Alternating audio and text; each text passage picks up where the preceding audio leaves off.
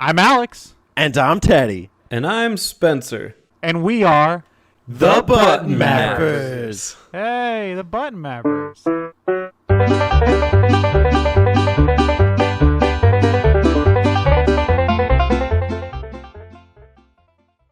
Dun dun dun dun. Dun dun dun. Dun dun donkey. Donkey Kong. Donkey Kong. Donkey Kong. Donkey Kong. Donkey Kong. Donkey Kong. Donkey Kong. Welcome back to DK Month. A personal favorite here on the Mappers. That didn't sound like the Lost Woods theme. This is a lost something. I don't quite know which. I lost it. It's more like a lost arc. A lost narrative arc.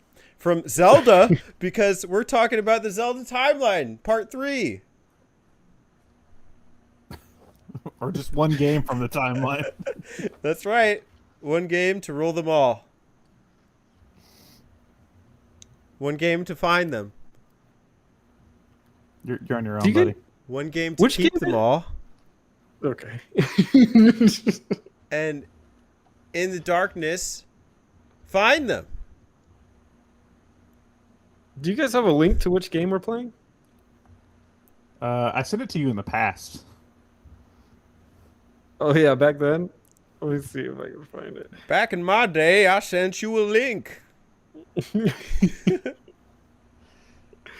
Guest starring Samuel Jackson. Did we have one that guest starred the Morgan Freeman? Morgan Freeman? So this one we got to do Samuel Jackson? Yeah. I'm tired of these motherfucking links. On this motherfucking past. In the motherfucking past. There's Samuel Jackson. I'm Samuel Link. Call me an Octorok again.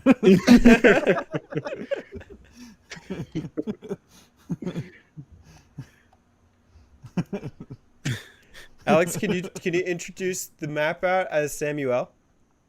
No. Okay. That's all. I gave all my effort to that one. Welcome to the motherfucking map out of motherfucking Link to the Past.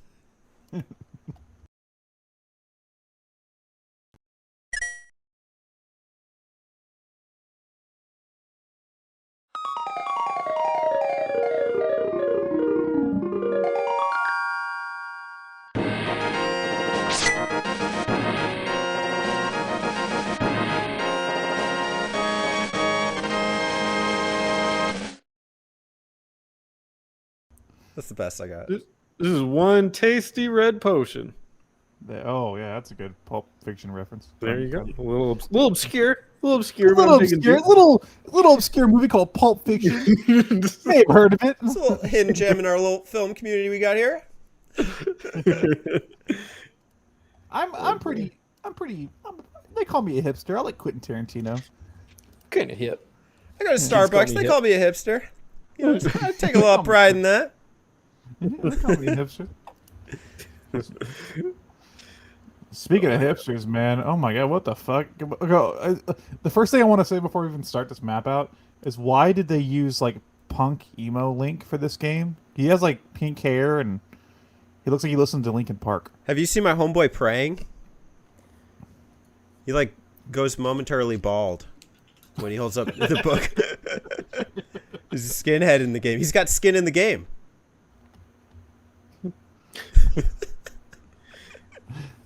You proud of yourself? Yeah. I confirmed that at Starbucks. One reason I'm seeing about Link having pink hair supposedly is that because of the color palette, they couldn't get his hair to be blonde. They just couldn't fix it? Well, it's because you can only have... So when you have like 16-bit graphics, each little thing can only have a set color palette and certain colors attached to it. And I guess I'm reading that's one of the reasons. He wear brown? Why is it pink though? Because it has, I don't know, has to Of differentiate all the itself fucking colors. It would have to differentiate itself from the ground and from his skin. 16-bit, more like 16-tit. More like 16 shit. Exactly. Skin in the You game, stole the baby. words from my mouth. Yeah. One giant nipple. Welcome to the Link to the Past map out. We gotta do it eventually. Hi, everybody. You'd think I was the Zelda guy. We're doing a map out of A Link to the Past, The Legend of Zelda for Zelda Did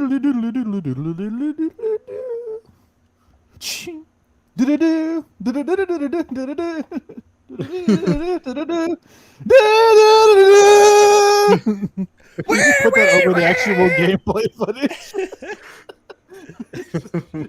Just let me narrate it. I want a re-recording of the soundtrack, but with me. It's like a mod for the Super. It's like a a cartridge. Yeah. You should do the whole soundtrack.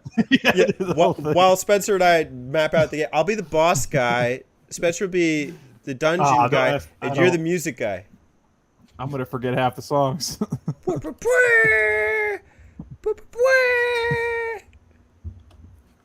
It's a real informative podcast. Covering all the bases. Yeah. Tits. Check. So, what does this game mean to you guys? How about that? Great start.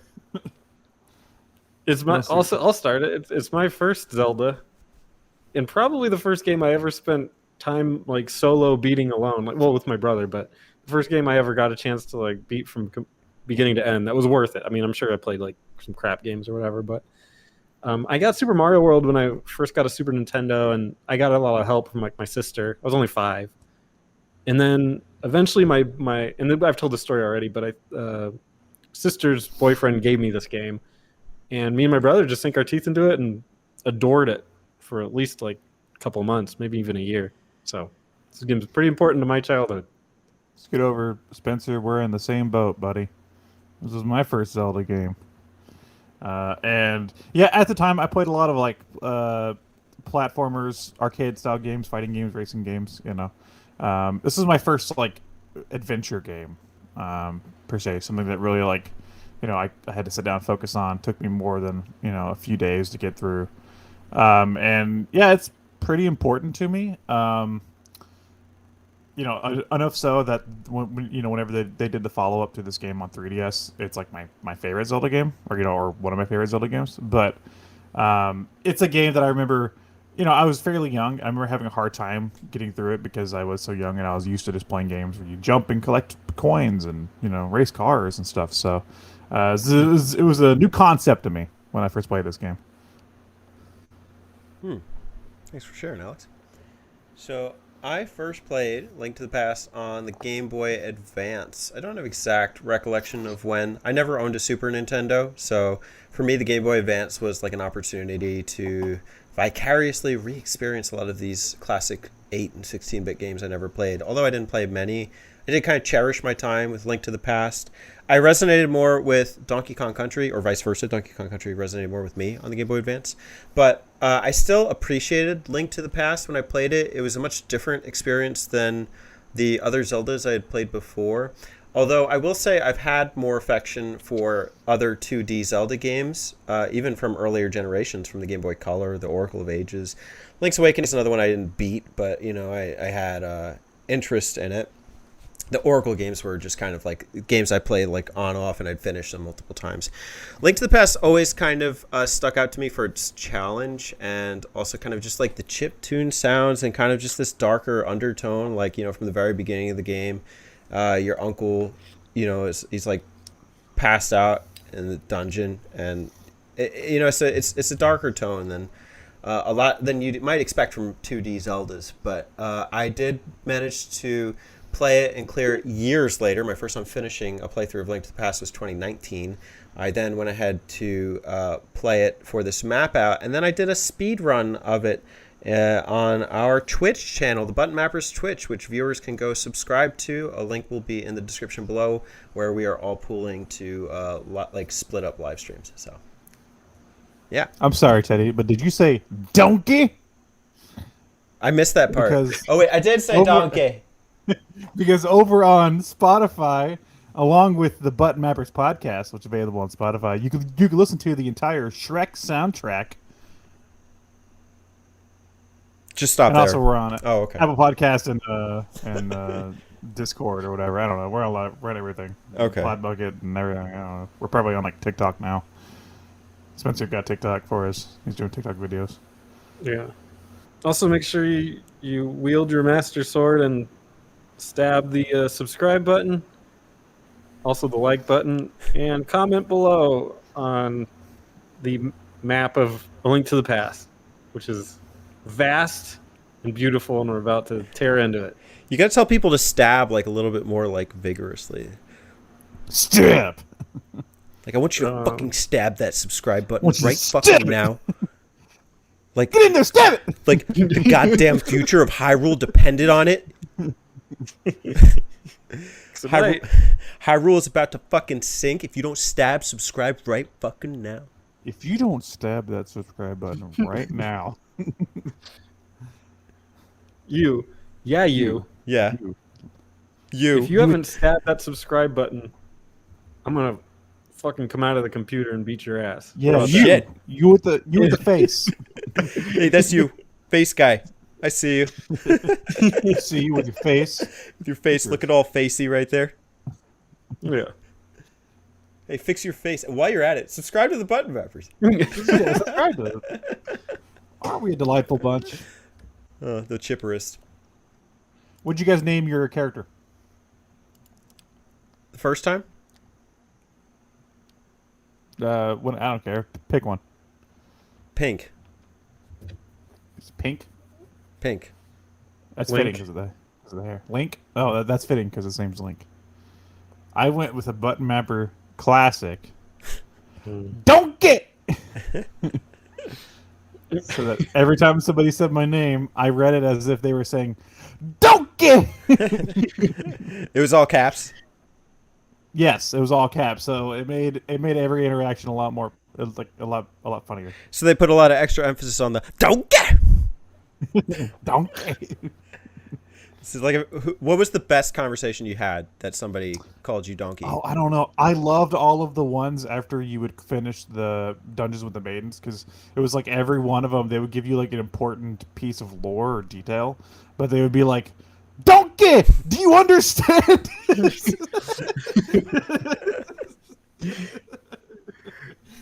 Oh yeah. Spencer, what do you prefer, Shrek jokes or Sonic jokes? Oh god. Yeah, because we've been going down the Shrek Yeah. road lately. We've been on the Shrek bandwagon for a while now. I feel like Sonic jokes are still video game related. Shrek has video games, but nobody knows them. So I prefer the Sonic one. They don't know them yet. Wait till Shrek month. Okay. I'm sure there'll be a great Bated map breath. out. Take a breath over here. Which is wait for the community discourse on that one. On Shrek month? Oh my god, I would love to do a community discourse for Shrek month. What is the best Shrek movie and why is it Shrek 2? Yeah. No, Shrek 2 is legit. Is it? Yeah, among Shrek's fans, that's the best one. Wait, Shrek Shrek heads? 3. Shrek 3 is the one that Shrek fans don't like. That's Among the, Shrek heads. The controversial the one. Shrek heads. Donkey The boys. Shrekies. The Shrekies. You know how they like Star Trek has Trekkies? Shrek Yeah. has Shrekies. Yeah, I'm a Shrekkie. Bit of a Shrekkie. A bit of a Shrekkie. Only on the weekends. That sounds like a My Little Pony fan. Yeah, I'm a Shrekkie. I identify as an ogre. That'd be so sad. It's not a donkey, it's a ponky. Should we get started with this review? Probably. I'm begging you. I was enjoying this rabbit hole, but we can. Ah, yes. Spencer, why don't you do a dramatic reading of the Wikipedia page? Oh, okay. Which you have ready, right? Yeah, nobody told me to go there. Hold on. By the One sound of second. his keys, we can tell he's ready. I'm jamming over. Story. All right. There I was. One day, Oh, sorry, you wanted me to do the music. I was doing the yeah, music. if you're gonna do that, you got to back up a little bit. You can't be matching me. Or else they Oh, won't- okay. All right. All right, go ahead. Start me off. One day, a band of evil thieves managed to open the gateway to the sacred realm, where the mystical Triforce was hidden. Upon finding the sacred gold relic, the leader of the thieves, Ganondorf, slew his followers and claimed it as his own. Before long, dark power began to flow forth from the sacred realm. People were drawn into the darkness and never heard from again. As a result, the king of Hyrule ordered the 7 sages to seal the entrance to the sacred realm. A great battle ensued. Monsters poured into the light world from the sacred land and attacked the castle. The knights of Hyrule defended the sages during the great battle against evil, and though most of them perished in the struggle, the sages were able to cast their seal, stopping the flow of darkness and trapping the evil Ganon within. This battle became known as the Imprisoned War. It goes on like this. Can I skip to Link's quest? Okay. Are you doing Pirates of the Caribbean right now? No. Maybe. Skipping a little further ahead. It sounds like Pirates of the Caribbean. I was like, this isn't Zelda. The game starts with Link being awakened in the middle of the night by a telepathic plea from Princess Zelda, who tells him that she's being held prisoner in the dungeon of the castle. Dear Link, Now wide awake, Link finds his uncle with the sword and shield in hand. He tells Link not to leave the house, then sets off for the castle. Link ignores his uncle's warning and follows him only to arrive at the castle to find him gravely wounded. I guess we can start talking about the game here. Yeah. I didn't pay attention to any of the music you guys were doing, so audience, I apologize if none of that matched up to Zelda. Teddy was totally doing Pirates of the Caribbean for like 2 Well, minutes. you just did Mario. So did Teddy. I was just sitting in the. I was trying to fit in, man. Alex is trying to be cool. In the comments, name all those references. In that reference, the first person to name that reference gets absolutely nothing. We don't give out prizes on this show. All right, keep going. But maybe we should. I'll send you a pizza roll. Well, that's it. I mean, that's the beginning of the game. Do you want to talk about, the opening segment, or do you want me to just Love the rain. pull it through? Well, you kind of already said the opening. He wakes up and goes to the thing and finds the old man, his uncle. Yeah. I walk a lonely road on the road to Is this the- Hyrule. Is this the origins of Spider-Man? Yeah. Is this Uncle Ben? Dead uncle. He's like, Saved Toby! lady.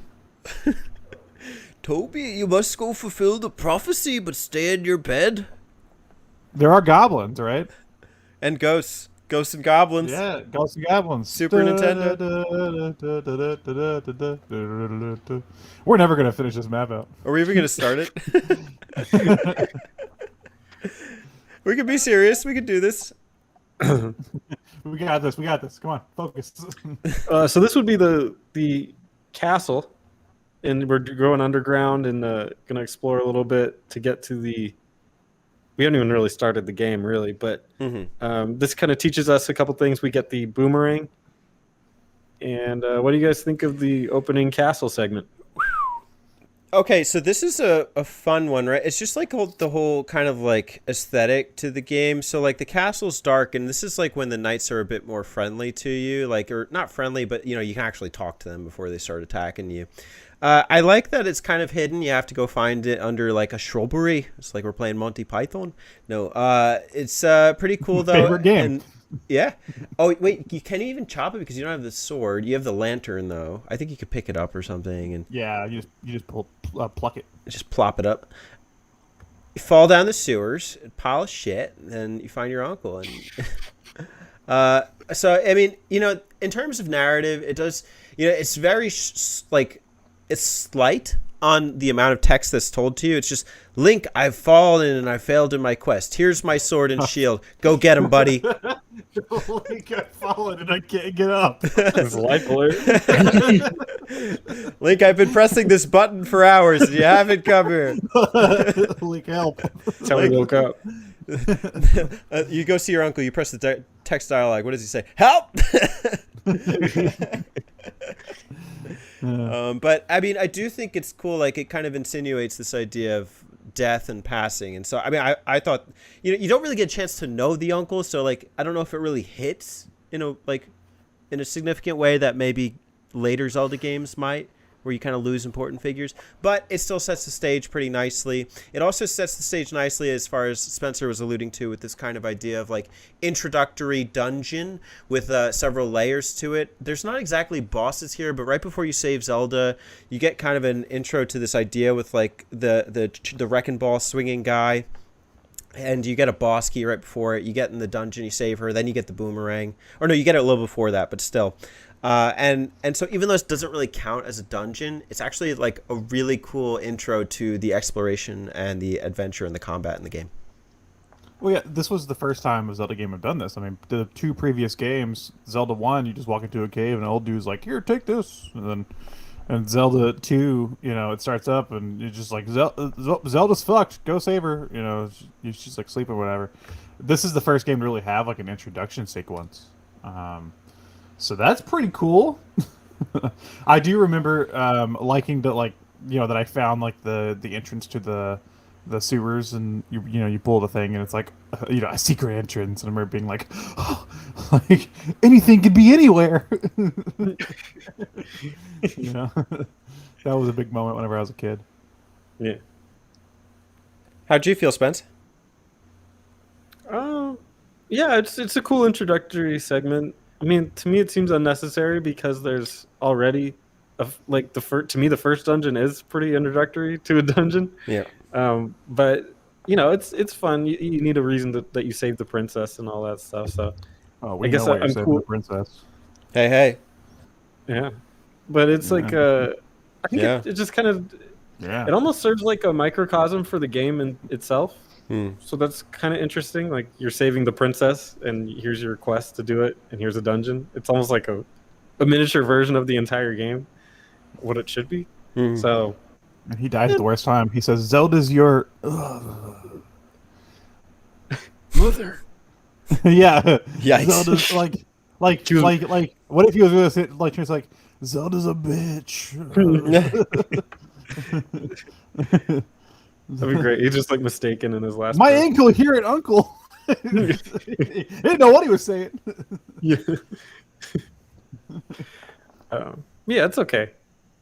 It's very murky, which is kind of cool. It's a nice word. Say it again. Murky.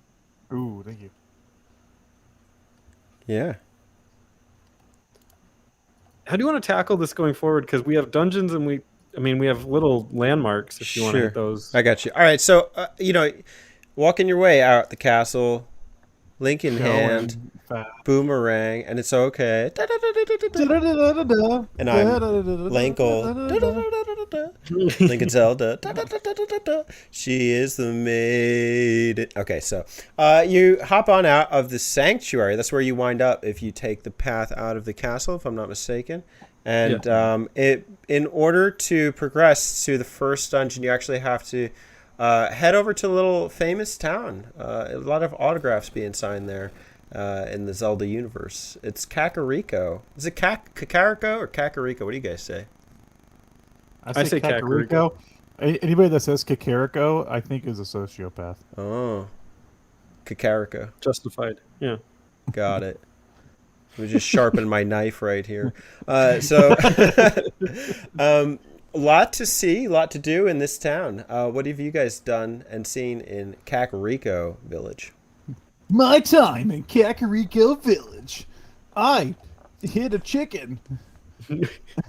Bought a glass jar. Found an old woman. She called the cops. She old. I talked to this woman and she said, "Help! Help! Get out of my house!" I said, "I have a weapon." What are you gonna do? You're just an old lady. Give me that net. I'm gonna catch some bugs with it. Let me go blow up the shed. Yeah, you're basically wanted for arson at the end of this. You're just blowing up houses with bombs. There's a lot of cool stuff to find here, and it's just a lot of cool character stuff in there, like bug catcher net guy, just guys in their house just chilling. There's the brothers. I mean, that's technically south, but it's still kind of the thing. But like the brothers that are fighting with each other. There's a lot of cool little character moments in there that probably weren't in other games at the time. It would become kind of a staple later, but yeah, a lot of life there. A lot of life in this little village. Yeah, I think there's like it's even relevant as the game progresses. It's not like a stagnant place. Even though from the start you can get 2 bottles, so that's super helpful. And in conjunction with the net, you get fairies. You put them in bottles. You could stock up and kind of progress through the game kind of easily that way. But I do think that there's like a couple opportunities to get some other stuff here too, like heart pieces. There's an entrance to the Lost Woods in the back. And I think it's just kind of memorable. Yeah, it's all right. The memories. Which Kakariko Village tune do you prefer, this one or the one in Zelda Ocarina of Time? Ocarina. I don't remember any of them. Is that what it sounds like? Oh my god. I can't hit those highs.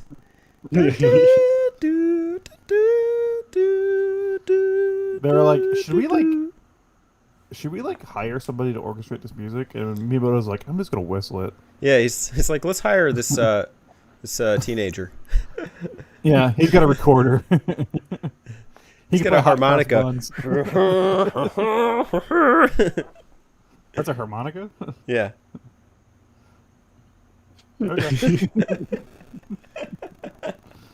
Cool. All right. So, I think the old lady says she directs you to the Hyrule map elder Sahasrara. Yeah. She marks your map. Randall. Yeah. Yeah, aka Randall. He's got an island. It's called Randall's Island. It's in New York. Hey. And so, Randall's Island. Talk to me about it, Spencer. Randall's Island? Yeah. Are you totally lost now? I think what he actually means to say is the Eastern Palace. Is that right? Okay, the Eastern Palace? No, you have to Google the location first. For Randall's Island? Yeah. Oh yeah. You have to go. Yeah, you have to go talk to him, but it's in the same area, right? Yeah, it's all the same area. You talk to the guy, whoever you pronounce, Randall. Randall. You talk to Randall, and he tells you got to go into the dungeon. You go into the dungeon, and it's it's a level 1 dungeon. Traditionally in these kind of dungeons, that's how it goes. Is like almost like a straight walk through, but you have to maneuver yourself around. So they're pretty much like you can't really fail, Like it's just like a one-way path almost. Spencer, as the research guy, I'm a little disappointed. Randall's Island, sometimes called Randall's Island, and Ward's Island are conjoined islands collectively called Randall's and Ward Island in New York City, separated from Manhattan Island by the Harlem River, from Queens by the East River and Hellgate, and from the Bronx by the Bronx Kill. Are you actually asking him to talk about a real-life location? Well, I thought he was going to do the cheese thing from Pokemon, but with locations. There's absolutely no connection between the two. I'm shocked you would have assumed I would do that. I get this. Ward's Island redirects here. It's not to be confused with Bumpkin Island or Toronto Island. Oh, I come from Bumpkin Island. You sure do. That's next. All right, continue, Spencer. But cool dungeon. I'll save the item stuff for you guys. Really straightforward though. Eastern Palace. Yeah, okay, so to get here, you got to fight a couple of those Armos statues, I think they're called. The one-eyed dudes? No, it's before you even come in. They start hopping at you, but they become kind of a staple in the series. Those dudes, yeah. I don't know the names of any of the enemies, so if you actually say the names of the enemies, I'm going to be like, what? I'll do a little fact check for you. What are you talking about?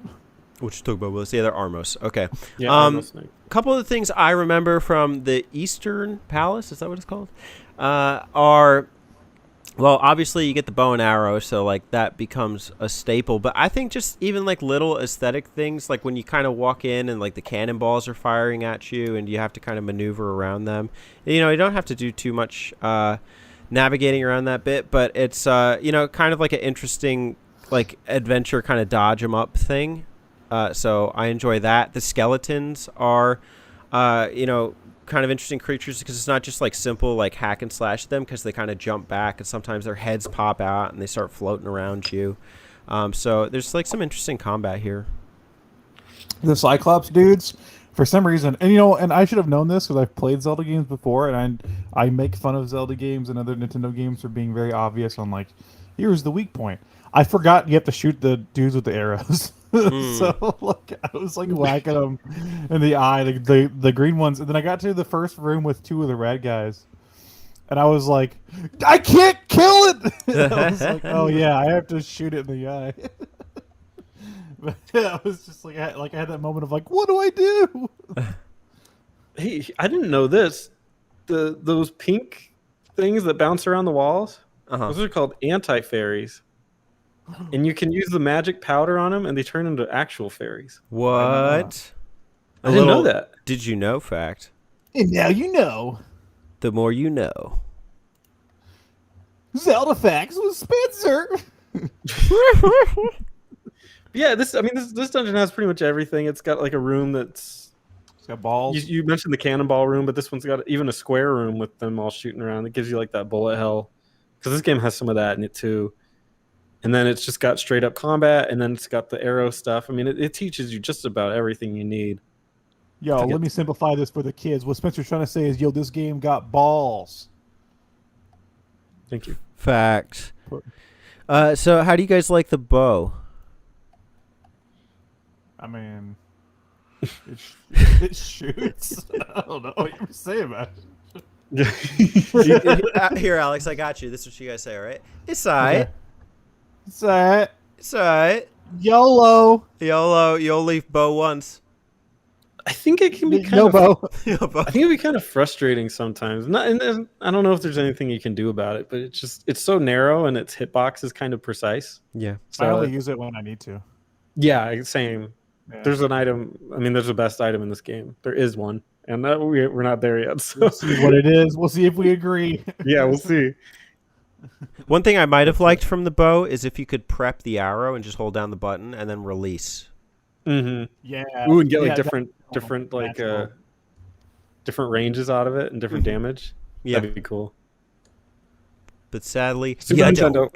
Nintendo, what are you gonna do? SNES game, 1990, what, 2, 1? They didn't have haptic feedback. They It- didn't have pressure sensitive buttons. They didn't have YouTubers.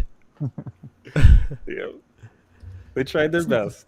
Super Nintendo Online didn't exist. I just lied to you. But that's a really good point, though, is that it does feel like it's missing something, but it's just a bow and arrow where you push a button and an arrow comes out. Like that's it. And nowadays we're used to like more mechanics behind all this, and it's just as it is. Little pixel, little like line of pixels just shoots out of an arrow. Now I right. would walk into a room and I would be able to lock onto 5 enemies and just shoot the bow. Yeah, once yeah. and kill them all. Do a side flip, yeah. Yeah, do a side flip. Dodge out of the You way. can see how the wind affects the curve of the arrow. You can see his projected path. You get like a little lineup, you know, with the Armos statue. Yeah. Speaking of Armos statues, the boss of the Eastern Palace is the 6 Armos Knights. There they are. Give them all names. What are they? Armando, Okay. Armeldo, Armorina, Armoria. Did you have one, Spencer? Mindy? Mindy and Alex? And Amanda. And Amanda. Armoranda. Amanda. What No, just Amanda. Kind of Last like one's just Amanda. Armoranda. Oh, that's too bad. Amanda's filling in. Yeah. Well, yeah, let's just go simple so we can remember them. Jane, Jill, Amanda. We don't need to remember anything. Jane, Jill, Amanda, Mindy. Mindy. No, we'll be testing on this later. Mandy. Jane, Jill, Amanda, Mindy, Amanda, Mindy, Mandy. Mandy, and Miranda. Miranda. Oh, Jane, shit. Jane, Jill, Amanda, Mindy, Mandy, and Miranda. Jane, Jill, Mindy, Amanda, Mandy, Miranda. What the fuck? I'm not going to No, remember no, that. hold on. No, hold on. I got it. Jane, Jill, Amanda, Mindy, Mandy, Miranda. Yeah, that's what I said. Jane, Jill, Mandy, Mindy, Miranda, Amanda. Yeah, okay. All right. Yeah. Cool. We're gonna cue you later because they do come up. Got you. Spencer, you'll be the judge. All right. Okay. When I played this, I was like, "Oh my god, I love Zelda," because we've played a couple games where I think it was like I think about Super Mario World as like the comparison of bosses, and it's like that game had terrible bosses. And What are this you game- talking about? This game they're actually like fun and creative and bright and colorful and exciting. So this is it's super easy and super simple, but it's fun. I mean, they take a hit, and the good thing is you can kind of combine the sword attacks with the bow and arrow and kind of like fire from across the room. They have like interesting patterns. They like circle up no matter what their numbers are, 5, 6, if you reduce them a bit. They close in, they jump out, they line up against the back wall, and then when the last one is left, you can start like jumping on top of you. But the thing is, you can really kind of finesse it. Like one thing I did is I would pin him up against a wall when he was the last one, and every time he'd fall down, I just keep hacking my sword, and like I'd hit him. It'd be like he couldn't damage me. The thing about the bosses in this game, and just I guess 2D Zelda bosses from here on, is that like I almost forget sometimes that I have to fight them because they pop on and like the spots they start like going around in circles and stuff, and I'm like, it's almost like a performance. I'm like, Yeah. hey, this is kind of cool, and then I'm like, oh shit, I have to kill these things. Bravo, Amanda. Remember that. What are the names? I don't know. Jamie is not one of them. It's Jill, Jane, Amanda, Mindy, Mandy, and Miranda. Is that right? I don't know if I can know. Damn it. Yeah, it The is. killing them will get you the pendant of courage. Mm-hmm. Hey, you're brave. Brave boy. Brave boy Link coming on through. Which The actually, bravest boy of them all. which actually takes you to the homeland of Mel Gibson in Braveheart, Scotland. Who'd have Link thunk? doesn't care. I would love Thanks, to know uh, more about Scotland. Are you Googling Scotland? I thought you were. Oh my god! Research Are we guy. gonna do I'm this? not Googling nothing. Is this the gag of the episode? Did you know the largest city in Scotland is Glasgow? Let's learn more about Glasgow. We Spencer. will learn How's more your about weekend? it when we open the Book of Mudora and read How was your that. weekend, Spencer? Did you have a good weekend, Spencer? It was good. Okay, that's good. Glasgow is Good the most weekend? populous city in Scotland and the 4th most populous city in the United Kingdom, as well as being the 27th largest city by population in Europe. Did you know? Let's go to something interesting. Please. Glasgow grew from a small rural settlement on the River Clyde to become the largest seaport in Scotland. That'd be a good name for On the- it. On the River Clyde. River Clyde. Let's just go to random fact. Glasgow hosted the 2014 Commonwealth Games and the first European Championships in 2018 and was one of the host cities for the UEFA Euro 2020. The city is well known in the sporting world for football, particularly the old firm rivalry between Celtic and Rangers. Terry would know more about that. Rugby, athletics, tennis, golf, and swimming. Okay, I'm done. But on the way to getting the next the next pendant, you got to go back to Kakariko Village. You can get a couple of cool items. You'll get the Pegasus shoes and the Book of Medora, which you'll need. You can also get a fish and an ice rod. Oh, wow. Whoa. I got the ice rod. What about the fish, though? Yeah. What kind of fish was it? You have to undo the sewer thing Okay. in the middle of that swampy area, the ruins. Swamp? Did you say a swamp? A swamp. And when you do that, okay, I know what you're talking about. But you can do you that know- you now? know what- So you mean like Yeah. for that second area where you have to go to the past and change the timing and everything to reduce the water in the Dark World? That's just that's just for the Yeah, dungeon. you can already do the sewer or the water drainage part. Oh, but you need the Um, arm thing to the bracelet to be able to pick up the rock, which you get here in this dungeon. Mm-mm. You don't need one for this. Ah, fine. Have it your way. It's like Burger King. Have your fish. There's also a pair of fish. Strangely, Link can pick up one of these fish and bring it all the way back to the bottle merchant in Kakariko Village. The merchant will reward Link by giving him some rupees, bombs, arrows, and a large magic jar. Additionally, Link can toss the fish into any deep water and get a red rupee out of it. It's not the same area you're thinking of, Teddy. It's a different. Oh. It's the same area, but it's a different entrance. It's not the one that's blocked off. Well, if you like fish, boy, do I have the place for you. But we'll talk about it next dungeon. There you go. Yeah, You the never- desert palette, What kind of fish was it? Damn it! salmon. Okay, thank you. Gross. Yeah. And you'll need the Book of Medora to read the thing in How the to- desert. How to cook fish? And How to cook salmon? It opens up the desert palace with the Pendant of Power. Book of Mudra, my mom's favorite cookbook. It's got a good recipe for shepherd's pie. The Pendant of Power.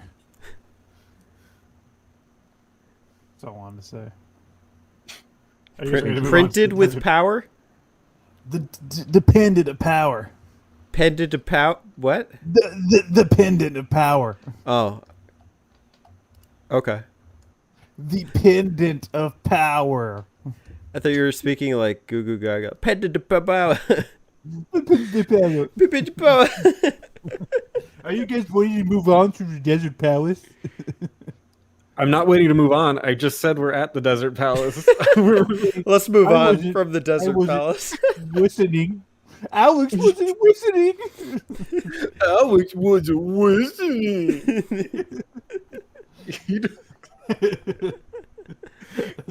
Dude, what if we had a whole fucking episode of that voice? We get a lot of Zelda fans on this one. We get the power glove. Whoa, it's big ol' special. Oh, this palace is very hard. More, I want a power glove. The big glove. Ooh, big strong glove. Strong glove. Got the power. Or it could be Italian. Dependent to power. The power glove. Yeah, you come into the desert palace for dependent to power. Brought to you by John Gotti's Pizzeria. What if you were an Italian baby? I can't. Is there an answer to this? Like, you're saying what if? Imagine. Imagine if you will. Just imagine. Life is an Italian baby. Go. I mean, technically it is a podcast, so that it does start a conversation. Using your mind's eye. Just imagine.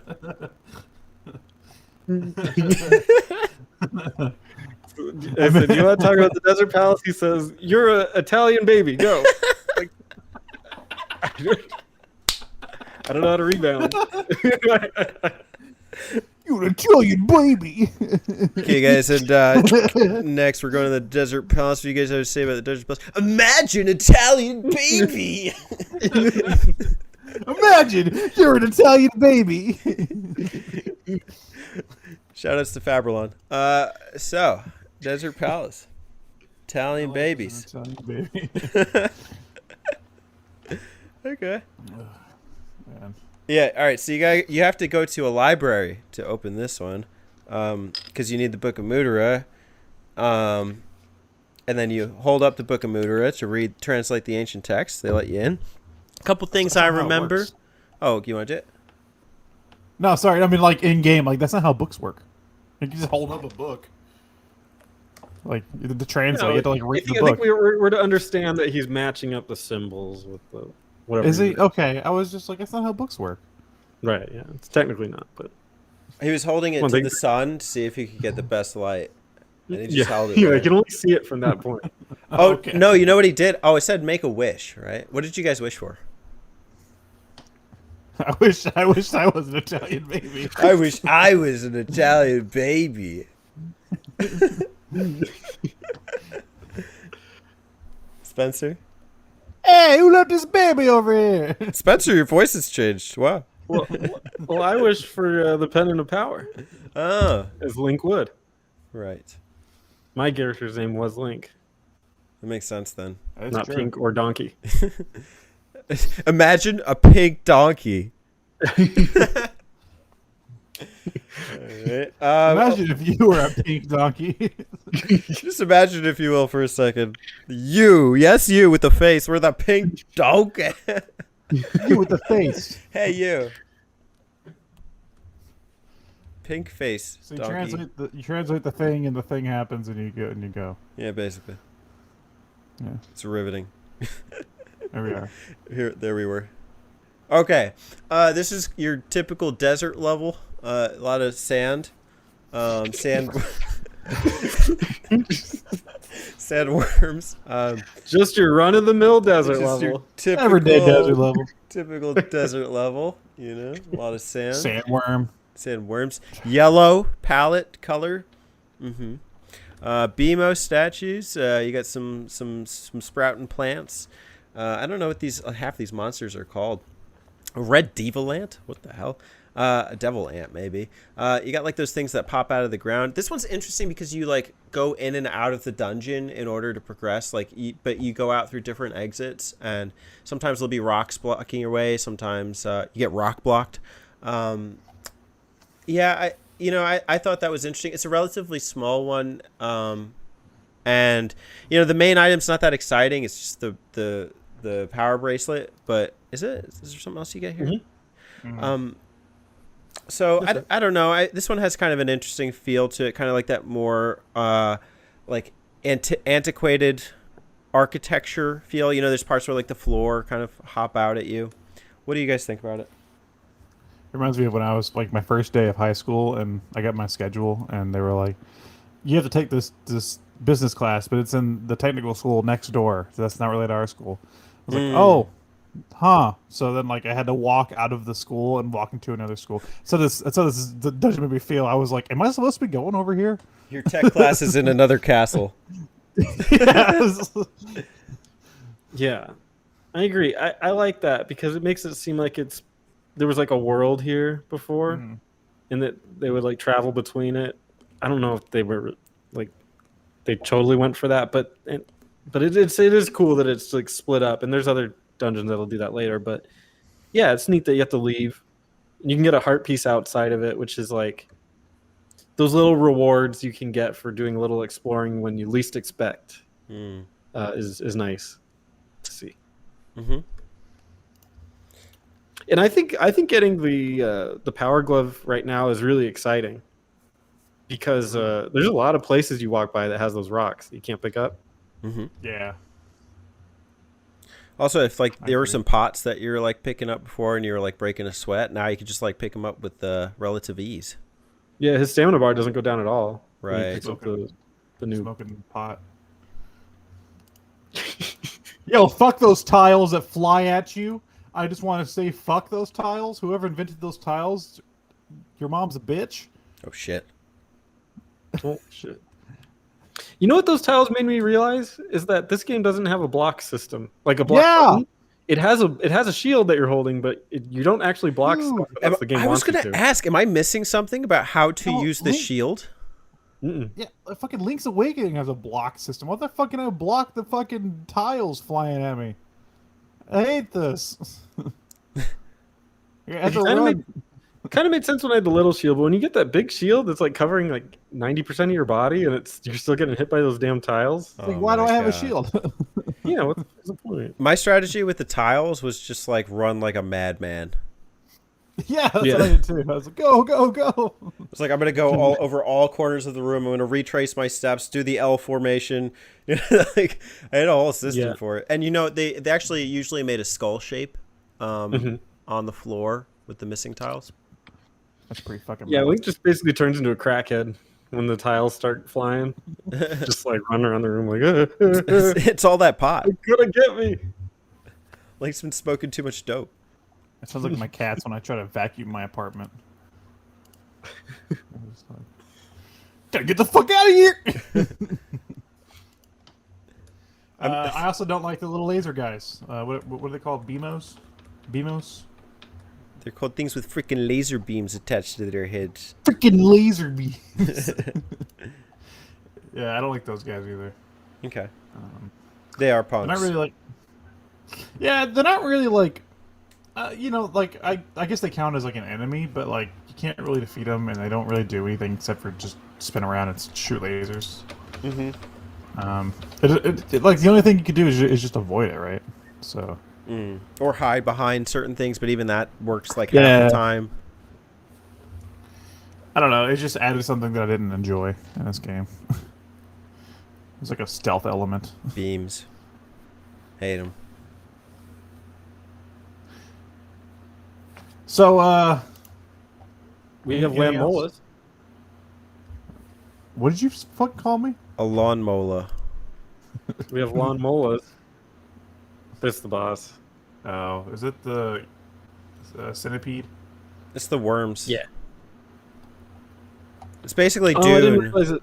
This thing's recommending you hit it with the ice rod and then you can hit it. I didn't even do that. Who'd have thought? I didn't even have that. These guys are funny. There's 3 of them that pop out of the screen. You can see them crumbling out of the dirt, and when they pop out, they crush rocks on their way out, so you can get hit diagonally with the first 2, and the last one will have the rocks splurge in all directions. One of the things that worked for me was just charging up the sword and then trying to like aim it at them, and also staying on top of the screen, seeing timing which ones would pop out first, so I could avoid those rocks, and then kind of working my way around it. How did this boss work for you guys?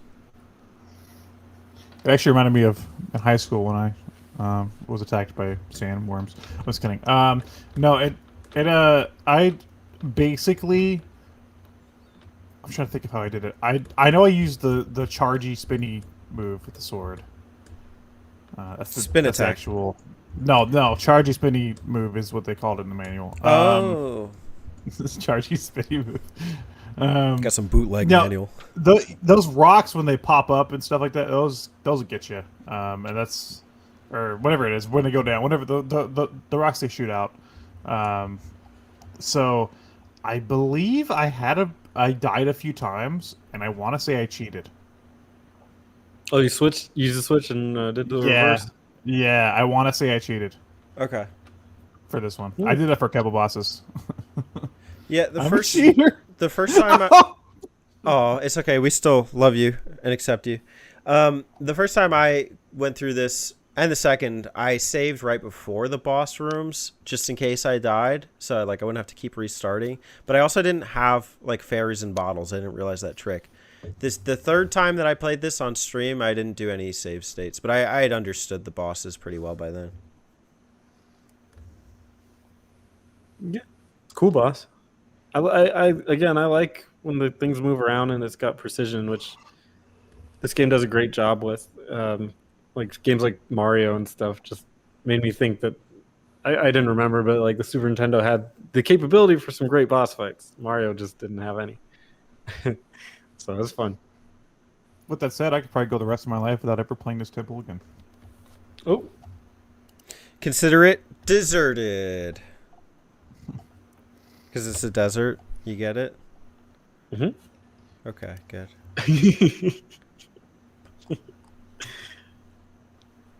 all right. Now we're going to Death Mountain. Couple things you can do on the way is get flippers from Zora. You can get the magical boomerang, the fire shield. You can get some bomb upgrades, arrow upgrades. I guess I don't remember that. Bottle number 3, and then you'll get the magic mirror on your way up. It's the bottleneck effect. Mm-hmm.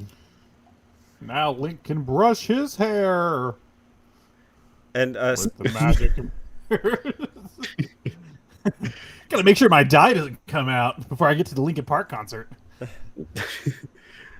Mirror, mirror in my inventory. Who's the fairest Link of all? Bunny Oh, I Link. thought you were going to actually rhyme it with inventory. I was waiting to see how you pull this one off. Speaking I of was like, is it Death me? Mountain, I want to talk to you guys about Mount Everest. Oh my god. It's Earth's highest mountain above Will sea you just level. take me up there and throw me off of it? Located in the Mahalangur Himal subrange of the Himalayas. Wow, did you know? The China-Nepal border runs across its summit point. Its elevation, snow height of 8,848.86 meters, was most recently established in 2020 by the Nepali and Chinese authorities. Did you know? I knew a lady from Nepal. I had a teacher from Nepal. Yeah, I worked with her. We both started as baristas at the same time, and she fucking sucked. And I was getting the shit down pat. I mean, I became a trainer and stuff, but everybody loved her though because she was small and had like a cute little accent. Everybody hated me because I was like fucking just like a punk coming in off the street. So I was like, I'm doing the job, and they were like, "Oh, you're doing such a good job, sweetie." And she's like, "Is this how you make the drink?" And she's like doing the complete opposite. They're like, "Yeah," and I'm like, "I'm doing it right over here." So I hate Nepal. I just wanted to put that out there. I'm Oh just shit! It's real. You got a hot take. It's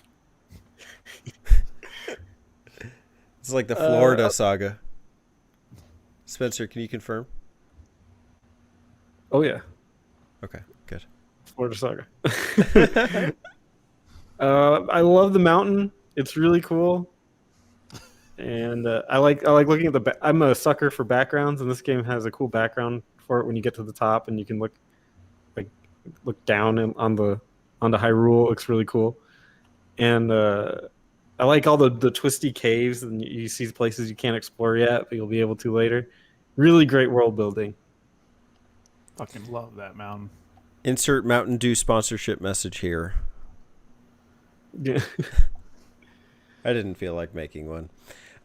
Sorry, sponsor. So, yeah.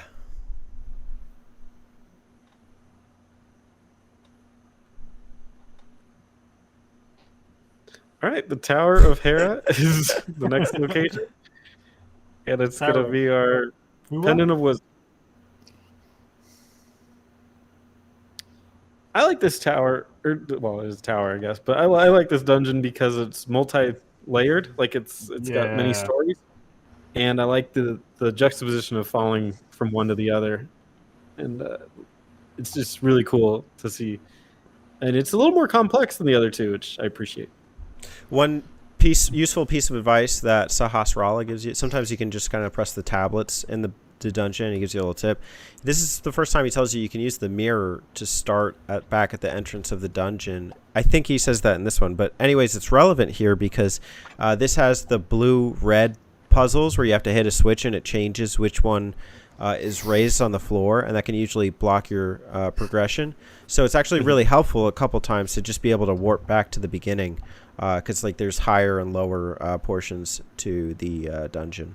So I definitely appreciated that. I'm not crazy about falling off at a later point in this dungeon, but we'll get there when we get there. The Royal Rumble. Yes, The really rumble. you know a lot about those. I did like the fact that it is layered, but it took my stupid brain so long to figure out which holes I can fall down and which ones I can't. I know why you like the layers. It's like an onion. Don't get. Yeah, it's a cool dungeon. The switches are okay. I don't, and there's some. I think there's dungeons later on that use those switches more effectively for puzzles.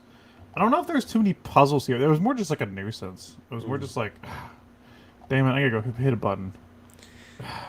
Damn it, I gotta go hit a button. It was never like, how do I get around this button? One thing that You was just interesting. explained all of A Link to the Past to me. Oh yeah. How do I get around this I button? gotta go hit this button. Hold on, I'm gonna hit this button. Hold on, let me hit this button right here. Well, we are the button mappers, so.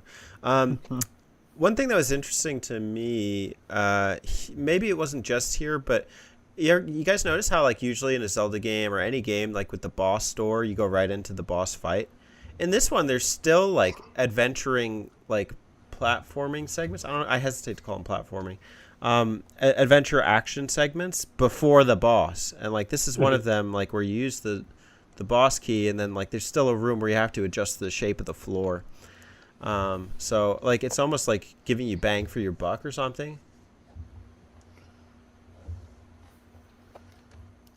Or Yeah, something. it won't be the last one to do it, but yeah, this one has a lot more going on than the other two, I think. Kind of a like ton lame more. reward. You get the moon pearl.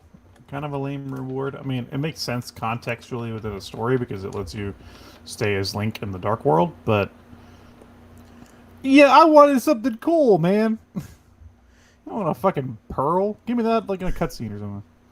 I don't know. As a kid, I was kind of bugging because, like, when you turn into that bunny at first, you're kind of freaking out, and you're like, "Oh, I can't do Oh, anything." yeah. Like, so it's kind of cool to be like, "Oh, I can be a thing now," but you're like, "That's weird because the game's over. Like, this is the last dungeon, right?" So, oh well. Alex, were you hoping for a bunny mech suit? What? With like as an item reward, like a mech suit for the bunny Link? Oh, I was like, I mean, I was hoping. I don't know. I just like. I remember the first time playing this. I remember like being like, "Oh, cool! I got like a bow and I can lift up rocks, and now I have a circle." Mm-hmm. You wanted the Bunnytron 5000. Bunnytron 5000. It is I, Bunnytron. It is I, Ganondorf, Bunnytron Link. I am here to save the maiden. That doesn't sound like a robot. That sounds like something else.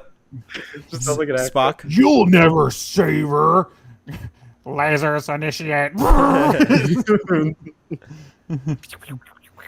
Time to unleash the fluff button. Unleashing the fluff button. Join our new Discord channel, Fluff Button, for all you softies out there. Oh god. Okay. So, All right, how about the hamburger boss? how is it a hamburger boss? Dude, he always looked like multiple hamburgers to me. Okay. Wow. I didn't see. I've beaten this Do you several see times. it? I never Do you saw a see it? hamburger. He looks No, like a hamburger. He looks like multiple hamburgers. Like from the top down, like like there's the bun, there's like the lettuce or whatever. He looks like it's like he's made of hamburgers. Okay. He looks like Adam. The man's a hamburger, okay? I'm a little bit worried for you because if these are the hamburgers you're eating, you should probably go to the doctor immediately. Have I those mean, I pulled didn't out. say they were good hamburgers. So it looks like a bunch of bad hamburgers? Maybe. Because they're green. don't Like know. they're clearly green. Well, dude, when you're a kid, you just like You ate everything's those? anything. No, you know what I mean? No, like when you're playing games as a kid and you see something, you just like make up a thing for it. Like that's what I thought they looked like for hamburgers as a kid. So I was like, that's a hamburger, man. I'm not. Oh, is that I'm the not- bun? Were you a boring kid? Did you have no imagination, Spencer? I'm not trying to brag here, but when I was a kid, I thought that was a worm. We just fought a worm. Why'd they put a worm up after a worm? Clearly hamburgers. I don't know. I'm not seeing hamburger. I could see like a cactus, Hmm. or maybe it's like electricity, but it doesn't really move that way once you're playing it. But yeah, I don't see a hamburger. His name is Moldorm. Mold worm. He's mold. Hamburger. Moldy hamburgers. Yeah. See? Carl's Jr. Oh shit, dude! Yeah, there's in the Link's Awakening one. It actually looks like a bun with lettuce. I'm telling you, dude. It looks like it's a hamburger monster. Yeah, just type like Moldorm, and it's like one of the first like the first two images. Like that's straight off the lettuce leaf. Link Between Worlds, it looks like a hamburger as well. I think that's the It one. does. I'm I referring see. I to. see that for sure. But in Link to the Past, I don't see it. You guys can get off my case. That's a fucking hamburger. Well, if that's a hamburger, that hamburger has worms. Mold worms. I was like 7 playing on a fucking CRT in my sister's bedroom. 'Cause I think she kept Super Nintendo because I had a 64 in my room. So, Let me fight Moldorm. You fight the burger. I'm hungry. You say this is the part. This is the boss you hate, right, Teddy? Oh my god. This is bumper Tell me carts. why. Except bumper carts without rails. Like if you could just get bumped out of the arena. If you swing at him and you don't hit his tail and you hit some other part, he bounces you back. And so it can push you over the edge, and then you have to restart the whole fight, which is not the only time something like that happens in this game. But in this one, it's kind of a heinous offender because the tail is the smallest part. You have to hit it several times in order to vanquish Moldorm. And so the first time I did it, I had trouble timing it so that I wouldn't get bumped around by him. The second time I did it, I just kept my back against the wall, so if I bounce back, that will be helpful. But it wasn't a flawless strategy. It depends on his movements, and sometimes when he speeds up, it makes it more tricky. So it requires some good timing, some good reflexes. Overall, I think it's a good boss, that's demanding, but at the same time, I've had better hamburgers. One bouncy hamburger.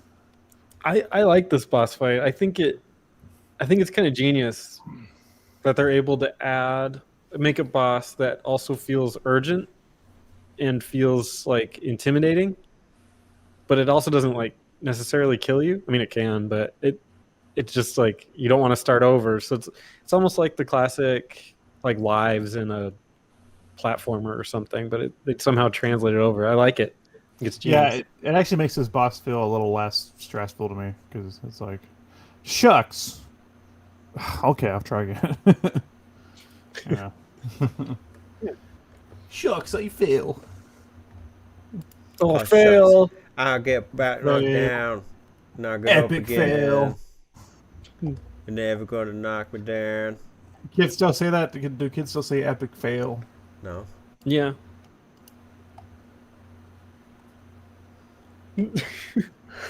We did it, guys. We beat the dungeons. Join us next time for Link to the Future. Yeah, Link, you must come with me to the future. You must save me as old maiden. And that gets us the Pendant of Wisdom. Now we have college education.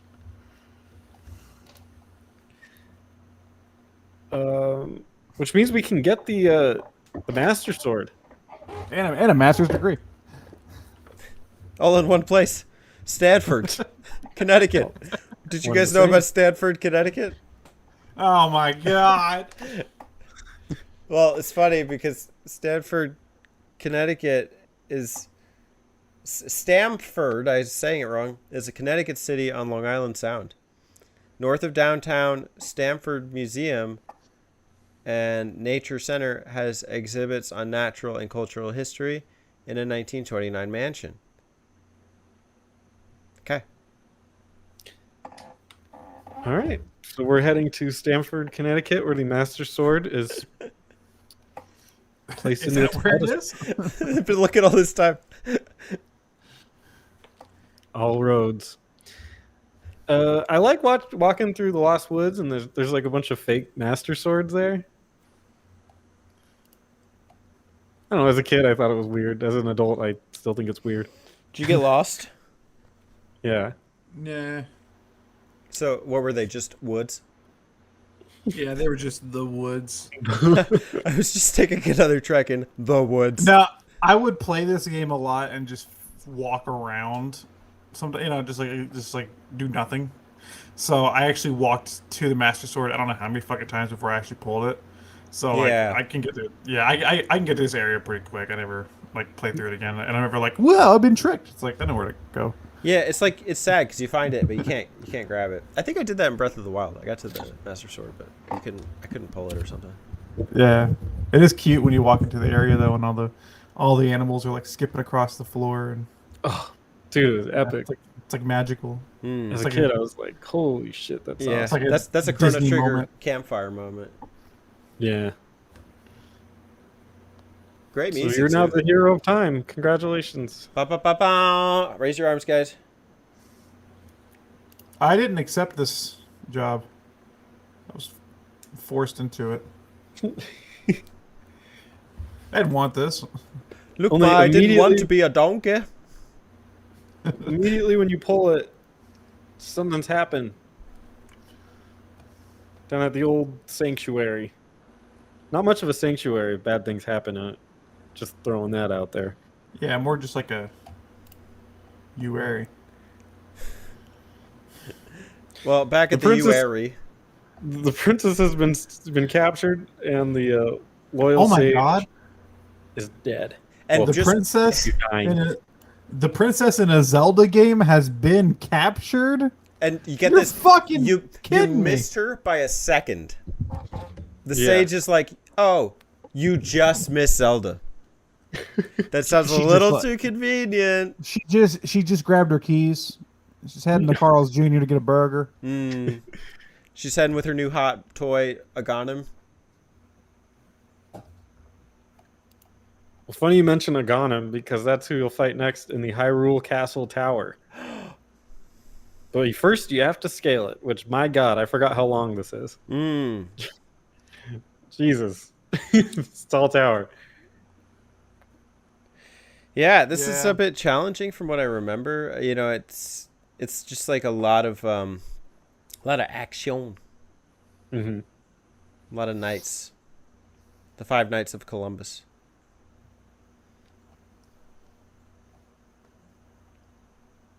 It's alright.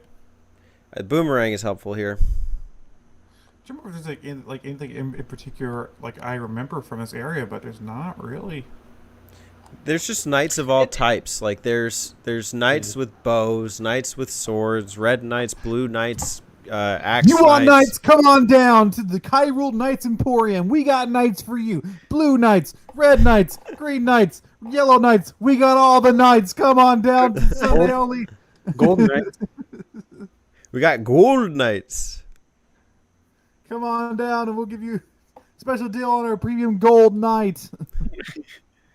Yeah, there's a lot of combat, and I just don't think this game it really excels at combat, personally.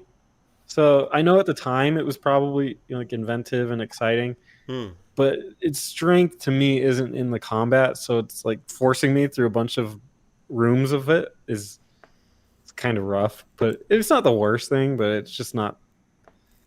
I prefer the like a good puzzle or Yeah. a good exploration segment. My strategy Just- here was keep the Master Sword at full charge, or keep my health at full charge, and then just use the Master Sword to just go fling, fling, fling, fling. Yeah, Yeah. pretty much.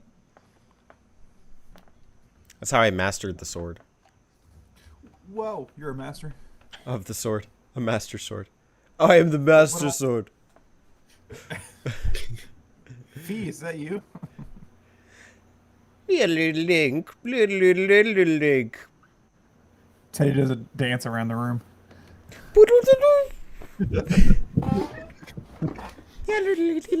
That's my fee. You haven't played that game, Spencer. I cut a big fee. I got him.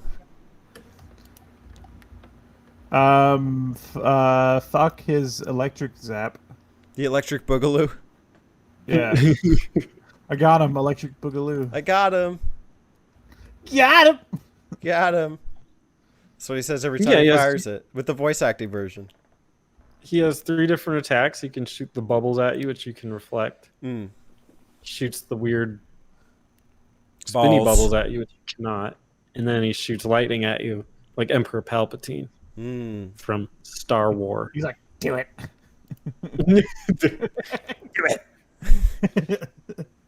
He says, have you heard the tragedy of Darth Plagueis the Wise? He tells you this moments before your death. Yeah. So the first time I fought him, actually it was the lightning that was tripping me up because I couldn't read his movements for when he was going to fire what. The second attack is actually pretty easily deflectable if you hit it with your sword because it'll naturally miss you as the shots separate. The thing that was hard is like, this is something I think Ocarina does better with like the Ganondorf fight, like the Phantom Ganon, where you just kind of have a volley back and forth with the attack. In this one, when you volley the attack back at him, it's actually I'm not gonna say it's hard to line up, but if you're not like just waiting for the attack and positioned perfectly, it's not going to go straight back at him. It's going to go at an angle. And so like I didn't find the physics great. Yeah, I didn't like lock onto him. I had a weird bit of muscle memory, and I forgot why until I fought him the second time. But when you're fighting him and he shoots the orb that you can shoot back at him, I rush towards him in slash, so you get closer. And I forgot why I did that, and then I remembered the second time. So do sword slashes work against him? No. So you slash the bubble that he shoots, but I rush forward to do it, so you get closer, so it's easier to. It can't go because like if you're closer and you can reflect it back, there's less room for error of where it goes. And I didn't know why I was doing that. I was like, why are my instincts telling me to rush forward right now? And then I remembered something from when I fought him the second time. So I'll explain it then. Very interesting. Spencer's gaming instincts. I couldn't remember or like figure out for a minute how to dodge the lightning attack until I realized he like stays in the same spot every time, and I was like, "Oh, I'm an idiot." Yeah, Spencer had to point that one out to me. Yeah, I kept getting hit by him by the lightning, and I was like, "Why can't I dodge this?" And then I realized like he gets to the same position every time for that, and I was like, "Oh, I'm just stupid." Yeah, the walkthrough has it like Link just standing casually on the side as he's like firing lightning right in front of him. Oh, that's cool. He's like, "Wow, nifty. That's a cool attack you got there, Gano. Now face my wrath." Well, he sends you spinning into the dark world now. It's the classic Link, yeah, into the dark side. Dark side. This started a trend of Zelda games to have a second act where it's like the same world but different. Yeah, now the game really starts. Yeah. Oh, you thought the game started. Well, this is where the game really starts. I like it. And I do prefer Ocarina's twist on it better, where it's like a future, like a time. Not only, and not only is like just in Zelda games, but just in like Nintendo games, this becomes a trend of like doing the dark world theme, because they use it across multiple games. The one I think of most notably is Metroid Prime 2 has it as well. Right, as well. Yeah, it's like this became like a trope like in itself. I was thinking of Super Mario Sunshine. Yeah, With all the dark beach world stages, the dark beach water stages. It's actually dried up water stages. The bonus stages where you lose flood. That's a dark world. If you take the water out of the beach stage, it's just a desert stage, right? Yeah, classic desert stage right there. We're 3/10 of the way through this. Pyramid of Power. Pyramid of Power. Okay, so as much as I do like how Ocarina does it better, I think unarguably this is just a more visually striking experience when you start on top of that pyramid. Like just the view of like the distance behind you and the sunset, overdrive. It's really crisp. That's a game. You referenced a video game. Hey, look at me. I'm learning. Teddy a point. Put it up on the screen. Give him a point. 1 point. Yeah. The viewers can't see this, but I'm actually holding up a finger to signify a point. He actually has to hold that finger up for the rest of the podcast. Oh shit! Tie a string to it. I'll do it underneath the camera so you guys can see it. Okay, we're trusting that Teddy will be holding up the whole time. We're on the trust system here. If I catch those hands, okay. You're gonna catch some hands. You're gonna catch my hands. Okay, catch some links. Any other? I mean, I guess while we're here, do you want to just comment on how the world has changed? It's scary. It's scary now. We're going back to baby mode. Like the Kakariko village is all like desert. Well, not desert. Yeah, in a way, deserted. Like all the houses are like broken and open, and All the It'll be enemies in are just immediately terrifying. Because like you like walk off the tower and then there's like this like Cyclops dudes who's like yeah, and I'm like, whoa, you guys are huge. holy shit! Holy shit. The world just has like a drab color to it that I never liked. Like I understand why it's that way. It's supposed to be like a deathly, kind of like sickly feel. But I don't know. I just don't like that color. Like it's just off-putting to my eye. Do they actually call it? Did they just call it Dark World in this game? They call it the Deathly Hallows Hmm. from That's Harry a Potter. Harry Potter. That's a Harry Potter reference. Give another point. Put up on screen. I have 2 2 points. 2 points. reference points. Well, because in Link Between Worlds, they called it Low Rule, which I think is both really cool and fucking stupid at the same time. Yeah. Mm. They're like, get it?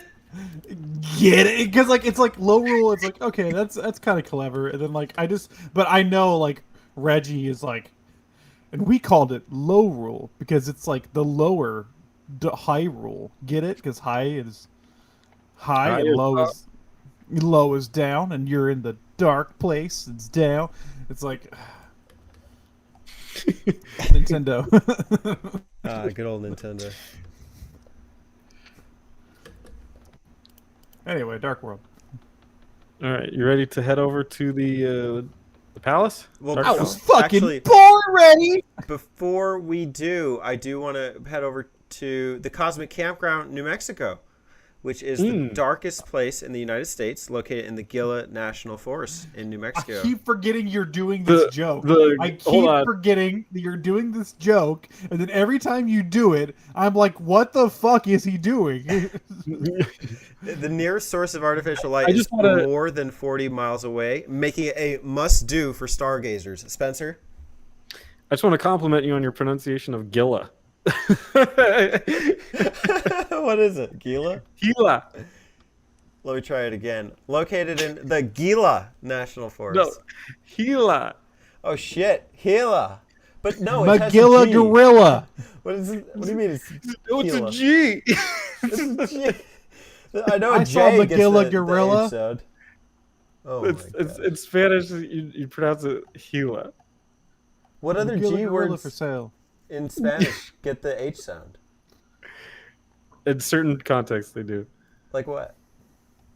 In that context, it's pronounced with an H. Gila River, like Gila. We're gonna have to confirm this. I need it confirmed.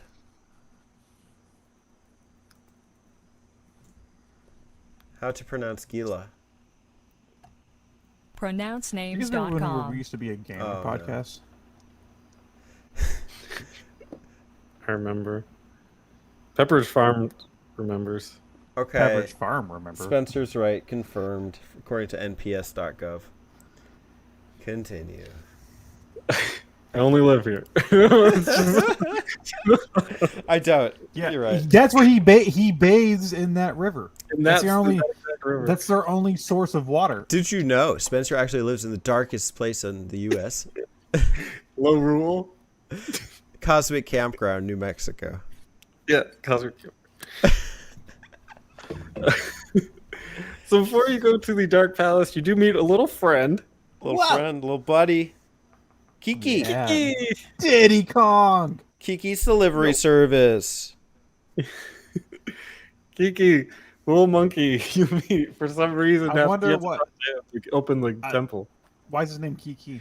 That funky monkey. Because he's. I don't know.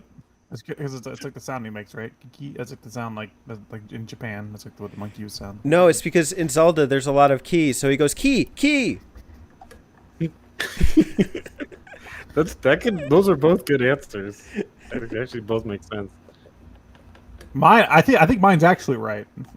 I think mine is too in a different context. The Zelda context. Oh shit! This is my favorite dungeon. Oh, you know why it's right? Because you actually have to pay him to use the key on the dungeon to get you in. Did you know? You have to pay him twice. That's why it's key. 10 rupees than 100. This is Alex's favorite dungeon, the Kiki dungeon. AKA Cosmic Camper. What's your favorite? I got stuck here in a loop. Same, but I didn't get stuck in a loop. And I'm glad, because I had to look it up, and I'm glad I'm not the only person to do this, so I don't feel stupid. I got to a point to where I had no more keys and I couldn't progress. Okay.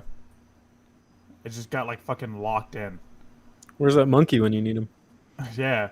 So like, I ran around for like, I swear to God, like an hour, just like looking around. I was like, what the fuck? And I stopped playing for a little bit, talked to Teddy, and I told Teddy, I was like, I don't have a key. I don't know what I'm doing. So eventually I was like, fuck it, fine, I'll look it up. And I looked it up, and like when I Googled Dark Palace key, it was like, where's the key? Like that popped up in the Google search. It's like, okay, somebody searched this before. And then I found like a whole thing of like people being like, what's happening? I was like, oh, okay, I'm not the only person to ever do this. This is I got stuck for a different reason, actually. There's a part where you have to push a block off one of the bridges, and I just I wasn't seeing it for whatever reason. But there's just so many things that you have to do here, and one of the there's things I don't like about this dungeon that are kind of present in a lot of the later dungeons, such as like there are walls that look bombable but actually aren't, as well as floors. You can't you think like, okay, I need to drag a statue through the hole in the floor, but you don't. There's doors you actually don't have to open at all with a key. So you could just use your keys on the most relevant places. So like I think there's some unique aspects, like the jumping into the floor that leads you to the bottom floor because it looks different than a typical hole. But at the same time, I think that there are assets that are not used particularly well that later games improve in. Yeah, I agree. I kind of don't like that there's keys or there's doors that you don't need keys for. I like it when it's really concise and it feels like a complete puzzle. And a lot of these dungeons, maybe starting with this one, I guess, they don't feel that way. It's almost like you can either do them for convenience or for something that I don't even like. Like it could be rupees or something. Yeah, like a room with like 20 rupees in it. Like, what? What? Why is this here? I don't understand. Why is this a key room? Yeah, I'm with you on that one. I like this one, and it's got it has the most utilitarian item. Like, like it's cool in Zelda when you get like a cool item that has both a combat function and like a neat interaction function with the environment. You get the child-proof hammer. Yeah, you got a fucking hammer. It's good for. They made it so the boss you use the hammer for it, and that is it. I mean that's literally, it was designed so that you could use the hammer on it. Yeah, and just go ding, ding. It's a Tinker Tots device. But it's literally only use is to be used in the environment to knock down things that are meant for the hammer to knock down. Which means it has no purpose. Right. It's basically just a way to block progression, right? Right. Like just an artificial block. Yeah. I mean, you can say the same thing about like the big stones you have to pick up. At least you can like chuck those as like weapons, Yeah, like it's damage. It's like in the world there are boulders, like there are rocks that would block the way. And this is literally like a thing, a lump in the ground that you need a hammer. Yeah, I've never been walking around and be like, damn it, those pegs are back. Yeah. Oh, I don't have my hammer today, so I can't get through. If only I had my Tinker Tot. Yeah. I would have liked this dungeon more if I didn't spend too long here. Yeah. I have nightmares of running around these hallways, not able to figure out what I did wrong. Where did it all go wrong? Show me on the peg. I will say the boss, the Helmasaur King, is the start of the bosses actually looking fucking awesome. Oh my god, and that's an amazing name, the Helmasaur King. Helmasaur. Here it comes, the depths of hell, the Helmsor King.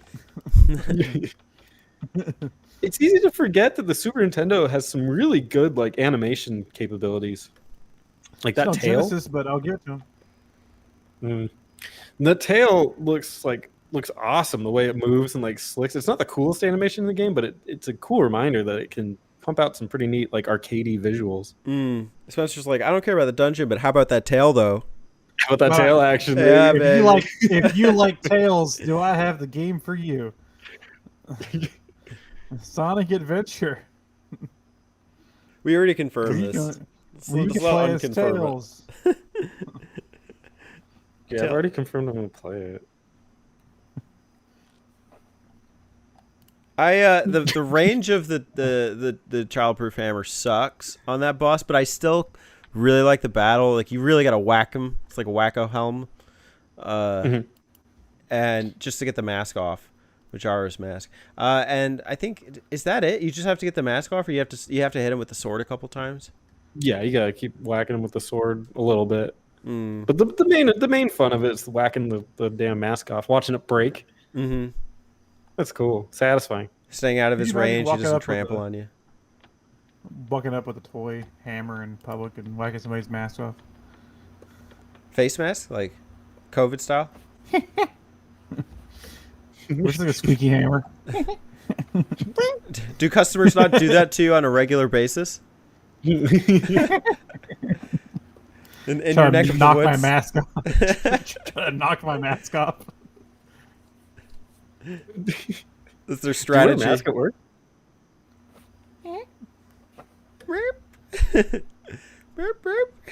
Well, yes, Spencer, we're in a pandemic. The world's ending. Oh shit! I didn't even think of that. Oh my god, we totally do wear masks at work. Holy shit! Oh, you automate, so. Yeah, I'm work from home, so I've never worn one, but I guess people do. Yeah, when I go places, they are wearing masks. That's funny. I did not even put the two together. That's crazy. that was a head scratcher. Yeah, I'm like mask. Yeah, that's funny. I didn't even think of that. So funny. So what happens after you beat Harold? You end up in Herald? Herald Square, New York. Oh my god. Give me a second. Oh, real quick. Yeah. One of the maidens, before right? Before we Before go to you do Herald all Square. that. Okay, go ahead. And from there you got the. Oh, I guess you don't get a thing, but you freed the sage and you get a heart. Yeah. There aren't pendants like there were at the first three. You get your first of 7 ladies for the harem. There you go. Yeah. Herald Square. Link's harem. That's the M-rated version. Herald Square is a major commercial intersection in the Midtown Manhattan neighborhood of New York City, formed by the intersection of Broadway, 6th Ave, and 34th Street. Named for the now defunct New York Herald, a newspaper formerly headquartered there, it also gives its name to the surrounding area. Also named after my Uncle Harold. So in this next section, we get some really cool items to talk about, or even statuses. We get the flute, the half magic upgrade, magic cape, bombos medallion, The Bombos and- medallion. Those are the main ones. Are you talking about Swamp Palace? Swamp, You can get all those things before you enter Swamp Palace. before you go to the But swamp. but like the flute, that's what you'll use to warp around the world when you're in the light world. Swamp Palace, aka Flute Fart Town. Flute Fart Town. Yeah. Is that a joke from a different thing? Yeah, Flute Fart Town. What is that from? Is that from something? I didn't know that was from something. Bonus points in the comments if you can get that reference. What? No, wait. What is that from? We that was from another video, right? Flute Fart Town. Flute fart town. I'm a little disappointed. Wait. A New Bark Town. Yep, Flute Fart Town. Yeah. I went to Flute Fart Pokemon. Town. Pokemon. There you go. I did it. Let us know in the comments if you beat Alex. Because I said it was Nude Bark. Town. Yeah. One awesome item is the magic cape. Why? Highly recommend you get that. I did not get this. Makes you invisible and invulnerable. So you can. There's a lot of places where there's like spikes on the ground, and there's like really hard to dodge things. You can just turn on the cape, and you won't take any damage. You'll go right through everything. Okay. So you're Comes in cheating, handy, is what especially you're in the later temples. It ain't cheating. You use your magic. saying. What you're saying was you're a cheater. You're a magic cheater. But anyway, we're back at the Swamp Palace. Back at the swamp. Donkey. Is it Alex's hometown? Donkey? And Donkey Swamp. home of, let's see if Alex agrees, the best item in the game, the hook shot. Yay! Hell yeah. Definitely. He was hooked. I was hooked on the shot. I am. It was a great shot. Make sure you get your shots. Hook shot's my favorite item in any Zelda game. It's like, it's badass, it's long-reaching, and it is environmentally useful. So it's just got everything about it that I just love.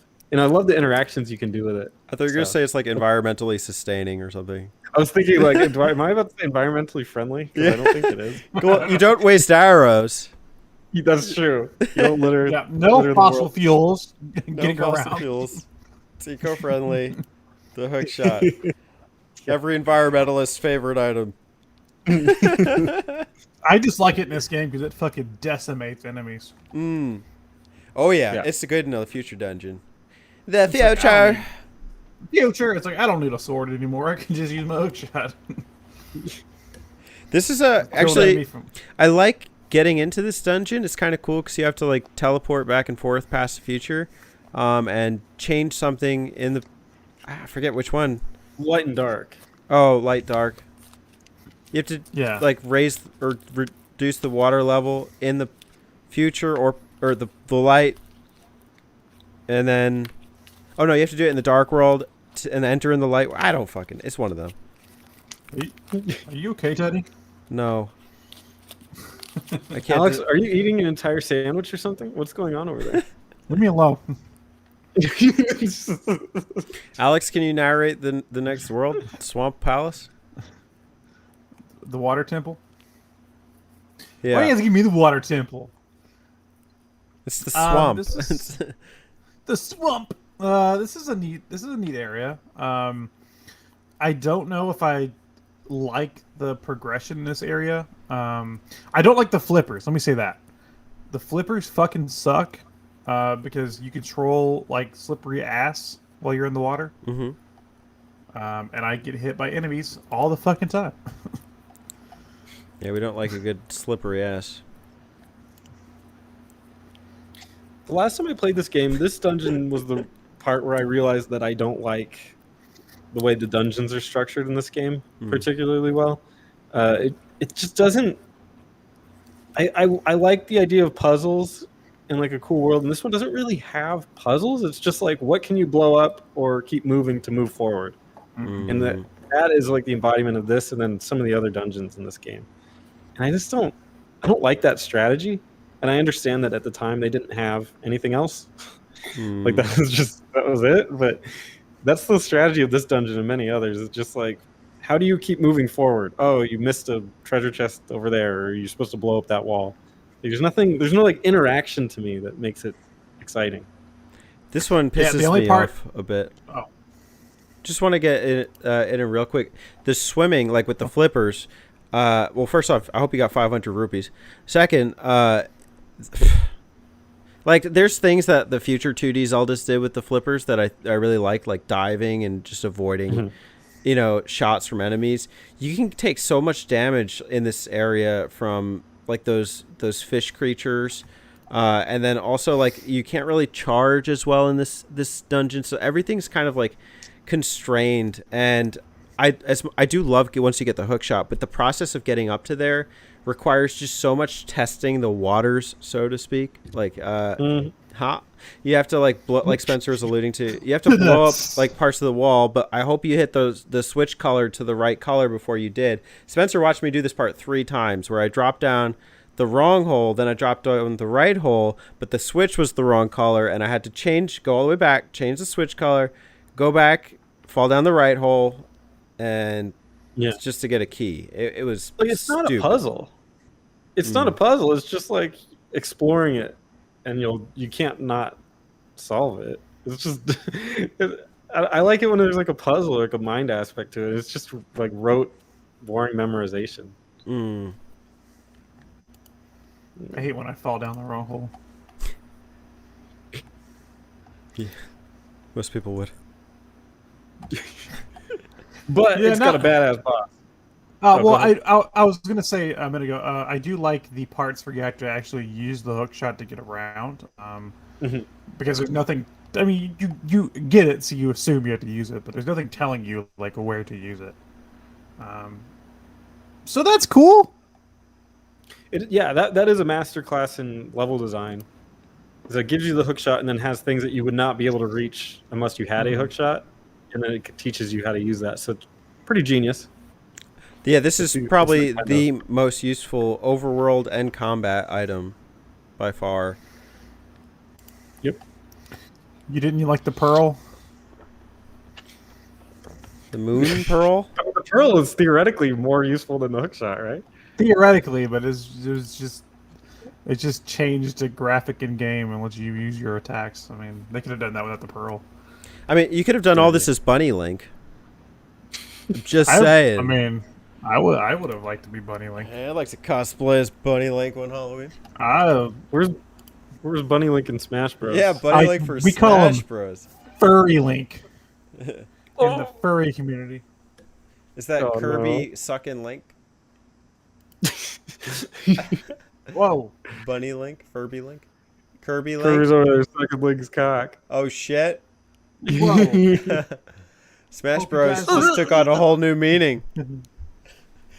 Get it? Hi. Oh. Don't make that noise around me, Kirby.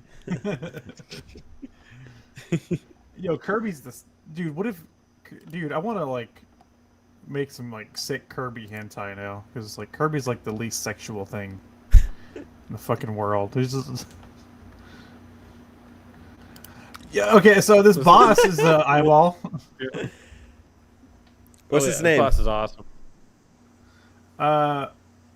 Argus. Argus. Argus. Yeah, you gotta do it with the pirate voice. Argus. Argus. Hope you like popcorn. Surrounded by smaller enemies called Argy. Argy. I remember those from all the Future Zelda games. Maybe it is Argy. What shouldn't it be? Arhy.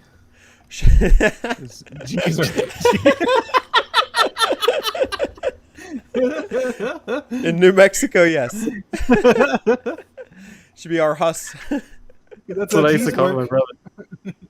Argy. The Argy. Slash the Argy.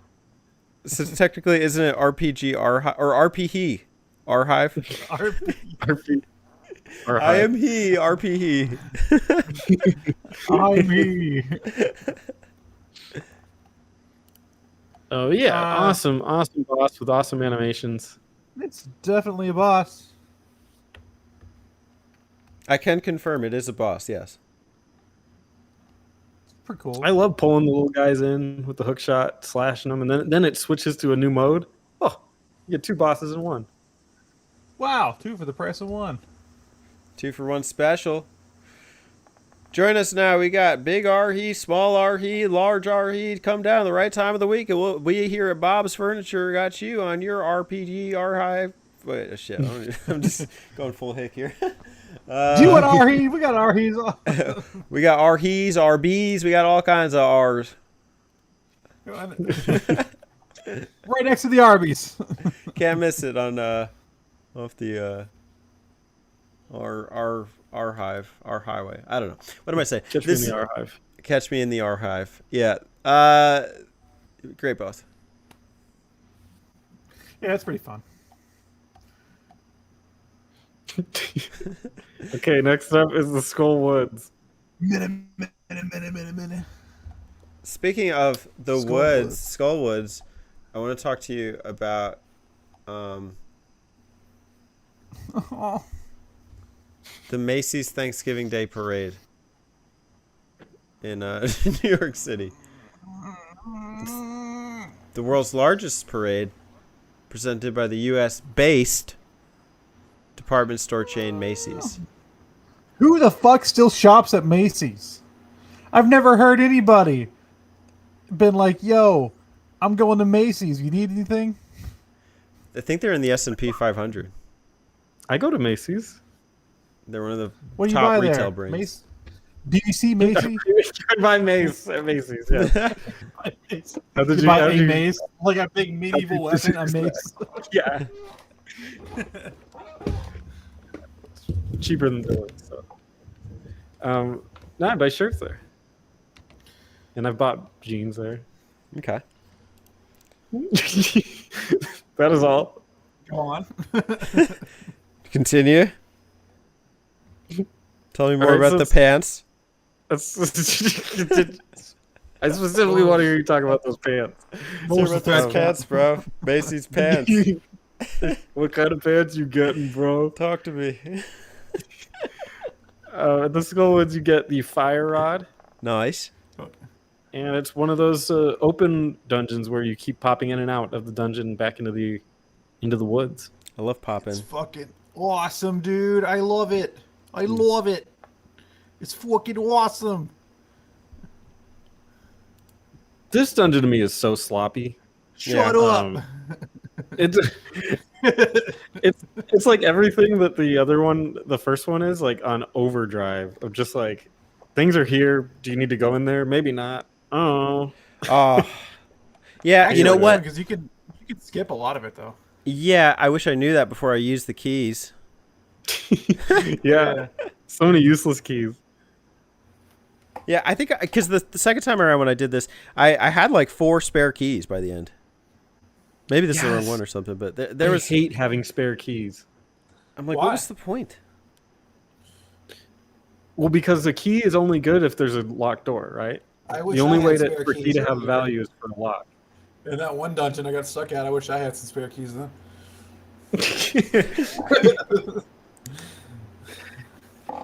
The one time I got stuck at work because I lost my keys. I wish I had my spare keys. I think compared to the Lost Woods, the Skull Woods are just unironically so lifeless.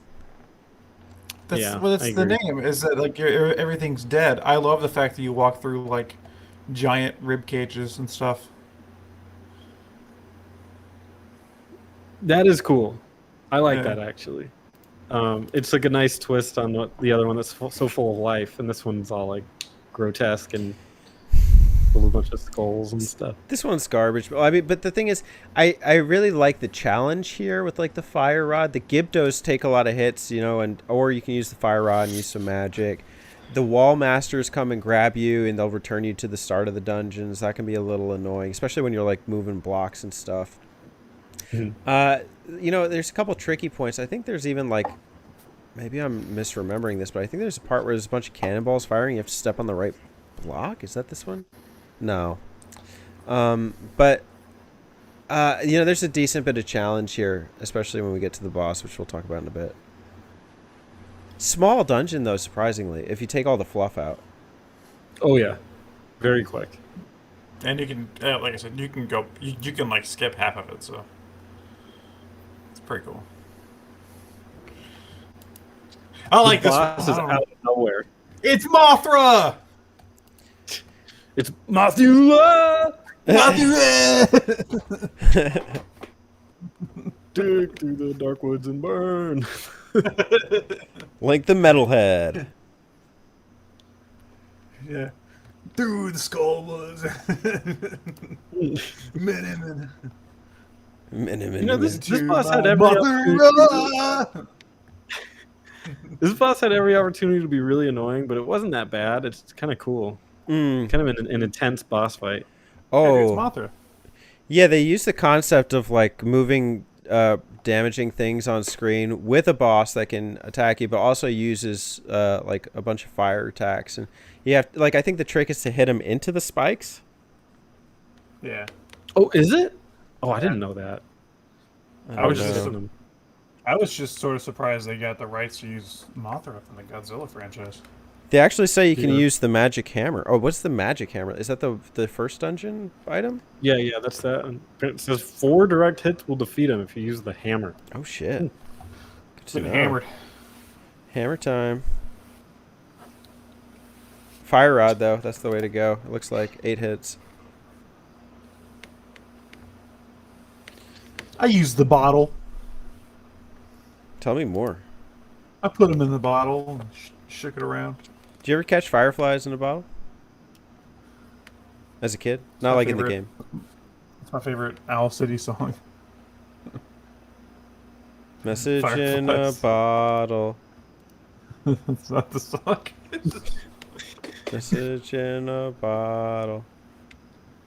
All right, our next dungeon is in the now like it's called the Village of Outcasts, Oh. which is the Kakariko village in the light world. My woman don't mess around. And It's an over show. since we're talking about Outcasts, I want to talk to you about Roanoke, Virginia. Okay. No, you should have done Georgia, man. Atlanta. That's where Andre 3000's from. Oh, you can. Go ahead. No, I'm not doing it. This Okay. is my joke. Sure. Roanoke is a city in the Blue Ridge Mountains of Southwest Virginia. It's known for the Roanoke Star, also known as the Mill Mountain Star, a neon landmark overlooking the city from the summit of Mill Mountain, and not the location where a bunch of pilgrims disappeared. So not Andre 3000. Okay. This is Gargoyle's Domain. Probably my favorite dungeon, I guess. Although, again, I don't love any of them. Yeah. But this one's probably my favorite. Because it has that cool scene with the monster girl. Mmm. I love. It's actually like a cool logic puzzle that Mhm. they finally introduced one. So I thought it was really cool. Yeah, it's a psych out. Psych. Psych. This one's neat. A lot of conveyor belts.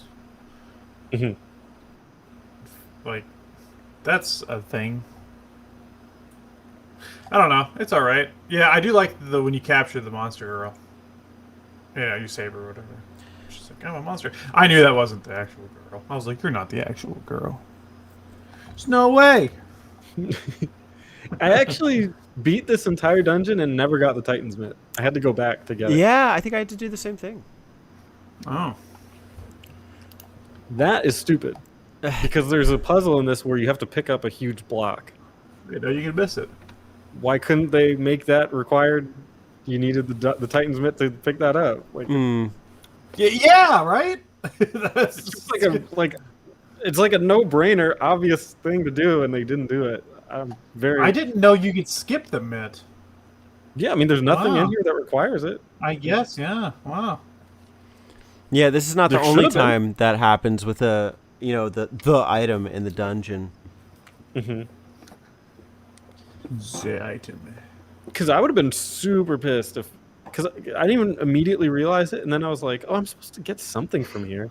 Like if this was my first playthrough and I never got that mitt, what a pain in the ass it would be to go back and get it. Hmm.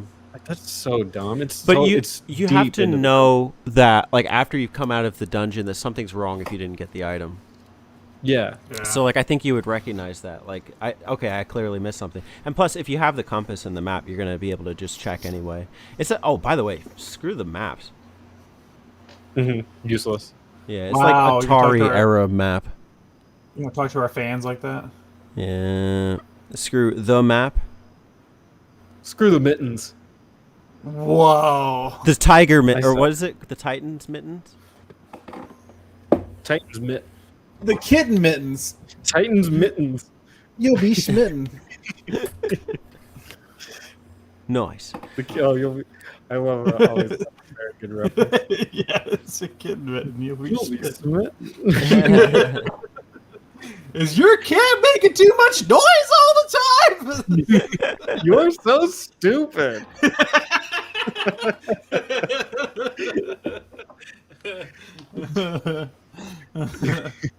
Fucking love that Great. show. Cool boss fight. She's Yeah. she's spinning around, shooting lasers, and heads flying. I just played this a couple days ago. I don't remember a damn thing about this boss fight.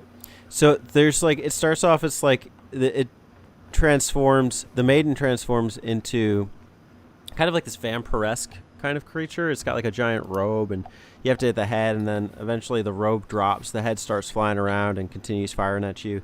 Another head sprouts. There'll be 3 total, and you have to kind of like, it's like a dodge them up again. You have to dodge all the lasers and take out the 3rd head. I think it was tricky for me because you have to like line up the sword thing. I didn't have the item either, so the first time I got to the boss, I thought I was missing something. Like, oh, I got here, but I didn't get the item, so maybe I'm not doing it right. But if you just kind of like charge up the sword and then you attack from above the head, because the body rotates from the top half of the screen to the bottom, it's a nice way to line it up so you can get some good hits in there.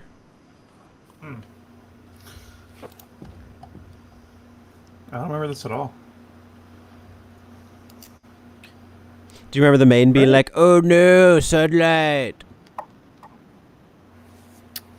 I remember helping the girl out of the cage and taking her there, but the boss fight I don't remember her fighting. I don't know. Maybe it must have been late when I was playing it because I was playing it I played some days after work at like 4 a.m. So. Next up is the Ice Palace. Brought to you by Frozen 2. Brought to you by being probably the only, not counting that key that I got fucked over with, the only one that actually gave me some trouble puzzle wise.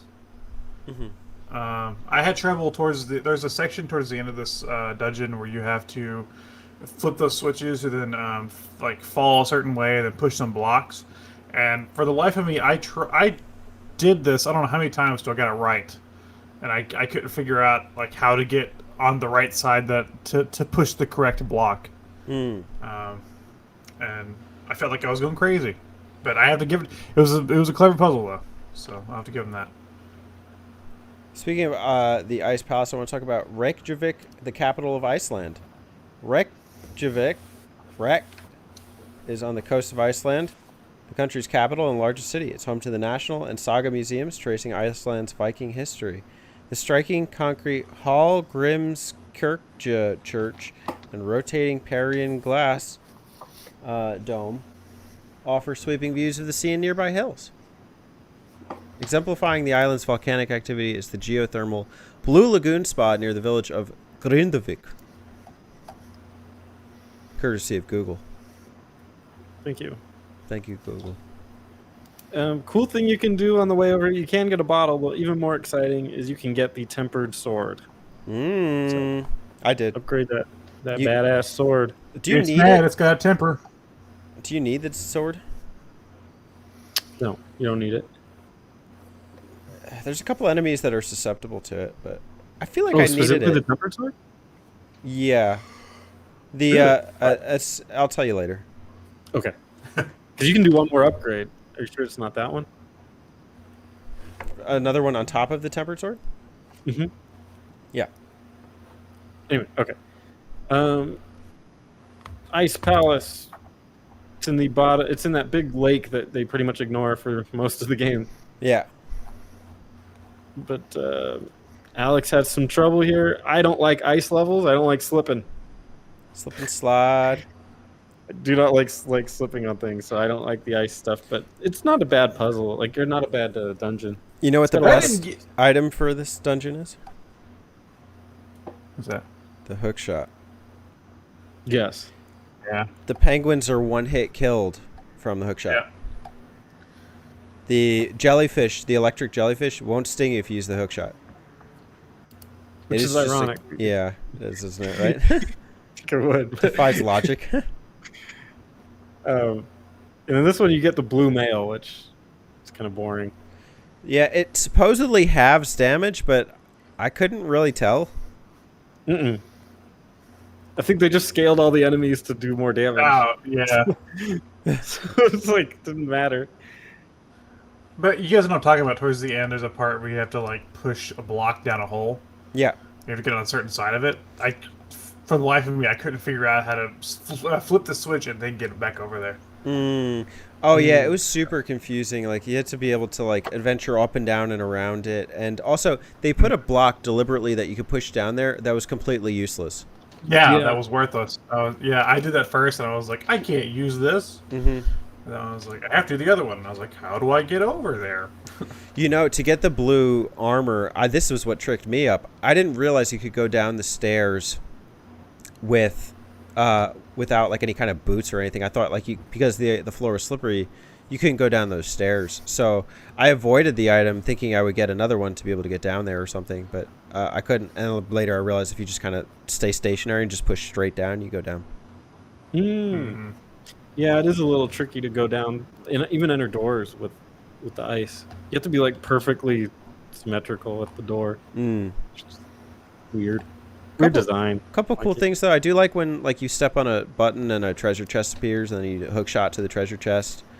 That kind of becomes a staple. I think like in Ocarina of Time, where you can like hook shot onto chests. Yeah. Yeah. I love that. And so that's actually used to good advantage here. Although I don't know that it's, you know, it's like as complex as later games.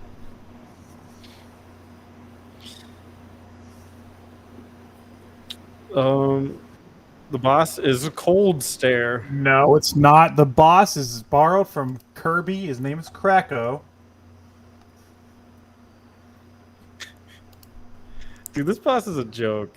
That's Kracko. That's clearly Kracko from Kirby. I don't know what that is, but This this is the cloud boss with the eyeball. You probably fought him in Superstar. It's the cloud with the eyeball. All right. It's fucking Kracko! They can't lie to me. Wasn't this first? No, Kirby came out on Game Boy. And then had like an NES game. And Krakow was in that? Yeah, Kracko's in the first game. Oh, okay. You had a- Well, I've never you had played a- it. I don't know. Oh, you had to shim up. Well, you played the first level of Superstar. That's the Kirby basically the first games historically always have like the same bosses. game. Yeah. Okay. Sometimes they'll be like, Meta Knight has an extra move now. The tree now is like has angry eyebrows. Yeah, Wispy Woods is the classic. Yeah. You think like There's- the there's- forest would have died off by now. But there's always Kracko, and I swear to God, when I started playing, I was like, "It's fucking Kracko." It's like Krakow gimped. This is like the Krakow's kids. There's three of them, and they're Kracko on crack. hardly. It's like all Krakow off crack. It's just Kracko, yeah, Kracko no crack. It's just oh. By the way, the first Kirby game came out in Oh my 1992. God. Oh my In April. God, here we fucking And go. A Link to the Past came out in November 21st of 1991. Oh snap! my God. Krakow confirmed rip off from Link. Why to did the they make Past. Kirby's Adventure on NES after this? That makes no sense. There's some weird history there. You tell me. That's a late Was it like- NES game. Yeah, it was like March 23rd, 1993, when they made Kirby's Adventure. Is that Oh my that's the God. NES? Yeah, that's the NES one. Jesus. I'll own up. I was wrong. I guess they copied this and made Kracko and Kirby. Kracko's That's a much weird better. one. Krakow's breakfast cereal. Krakow's better. Kracko is better than this cloud. It's part of the Krakow life. This boss is kind of lame though. I don't. He's very. I mean, he's cool looking, but he's very very easy. Mm. Just hit him with fire. Hit him with the good Not stuff. as cool as Kracko. Some of the crack. How do you beat Krakow? Well, in the first Kirby game, you get a power up that lets you shoot gust of air and becomes a spaceship shooter level, and you shoot him in his eye. I mean, it makes sense you have to use fire here because you have to bring fire to his crack. And he says, "Oh, Oh, Yeah, that's the dialogue version. Oh!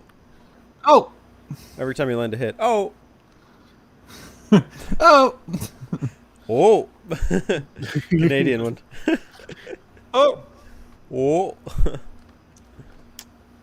Oh. all right. Anything left for the Ice Palace? Nope. I guess that's it. I guess so.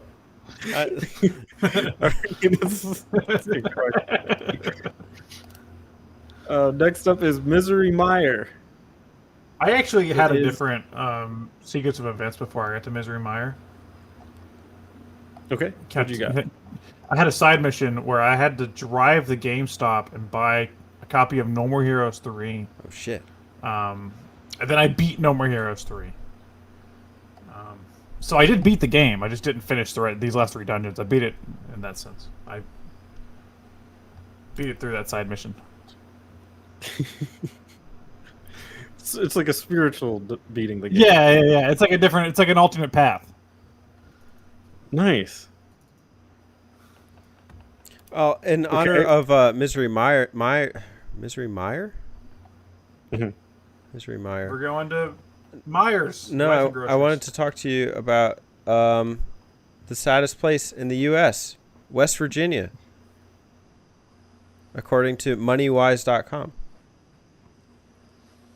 Did you know West Virginia has a happiness score of 30.58? The mountain state is the most miserable of all the United States of America, with the highest rate of adult depression. West Virginians are also chronically sleep deprived, beaten only by happy Hawaiians having too much fun to rest. West Virginia came last for emotional and physical well-being and second last for its work environment. While at Hub adds, this state has the second worst drug problem in the nation. Lack of adequate medical care leads to pharmacies and pill mills just handing out pain medication and opioids like candy, FTXS writes on Reddit. You can tell it's a reliable article when it cites Reddit. Yeah. I know those guys. Hey, yeah, FTXS, I know him. guys. I He's know on- everyone on Reddit. He's on Reddit. That makes him a reader. So, about Misery Mire. Yeah. It's a pretty cool dungeon. I like that it has the perspective of going up at like a top floor and a bottom floor, and it has like the cage look that you can walk above it on. I Yeah. always like that kind of stuff, especially on Cage older match. match. Is it a cage match? It's basically Yeah, a Royal Rumble. Well, don't make me correct you on that. Okay. This is another one with like just completely too many locked doors I agree. and just unnecessary So ones. So what's the gimmick here? Tiles. There's the cane of Samaria. Who is this Somalia? Somalia. Somalia? And cane of Somalia, and it creates like a block that you can push around and put on switches. Okay. It's a clever item. It's used a lot more in the next dungeon, but it's a clever item. I do not like the cane of Somalia. Samaria? Shit, I cannot call this thing cane of Somalia. This is not the cane of Somalia. It's cane of Mario. Right. Mario's an old man. Mario's cane. I do not like how it works in this dungeon, or just in the game in general, because it's just imprecise with how it's meant to be used. It's usually meant to be used like to put a block over a button if like something has to stay on top of it. But you have to put it like directly above like a certain angle of the button. And later we'll see that like in not great usage. The dungeon itself, I do generally like. I think there's some nice challenges here. There's one part where like the bridge is collapsing. You need to charge dash all the way across it. Yeah. I like the whiz robes as an enemy unit. I like how they're brought back for later 2D Zelda games too. And I think that there's just a general like decent combat here. It's actually a bit tricky like for me getting to the boss without taking a lot of hits. And this is one where you told me about those pillars that attack when you shoot. Like when you attack, they shoot at you. I think it actually comes up in the water temple, but Yeah, the water ones were. but 'Cause I they're also yeah, here. yeah. Yeah, a lot of stuff flying around. Those wizards are cool. I saw a cool interaction. I think later on, like when you fight those enemies later and you have the shield, you can actually deflect everything with the shield, which I noticed by accident. Mhm. That's kind of a cool little interaction. It seems to have a lot of like weird little interactions to it that are kind of cool. Clearly took some extra time to make them, so it's nice to see that. Yeah, I like this dungeon, and it's a shame because I think as soon as they start getting really great, this game just kind of ends, The which game's over. Yeah. yeah. It's like, oh, you know what? I think they've figured it out. Nope, it's over. It's cool. I like the item in theory, but you're right. It's so finicky that it's just more frustrating to use than anything else, and you're kind of dreading it. 'Cause you're like, oh, I've only got so much mana, and I don't want to waste it on this. And I'm like, oh, I Yeah. missed. Yeah. Darn. All you're telling me is that you need to map the button. So about the dungeon, there's a couple other parts I don't like. There's like a couple parts that are inevitable where you have to step on spikes, like to press a button or something, like and then And to that's lift a skull while a BMO statue is firing at you, along with the 4-pronged shooter thing. Like that's kind of a dumb excuse or for a segment.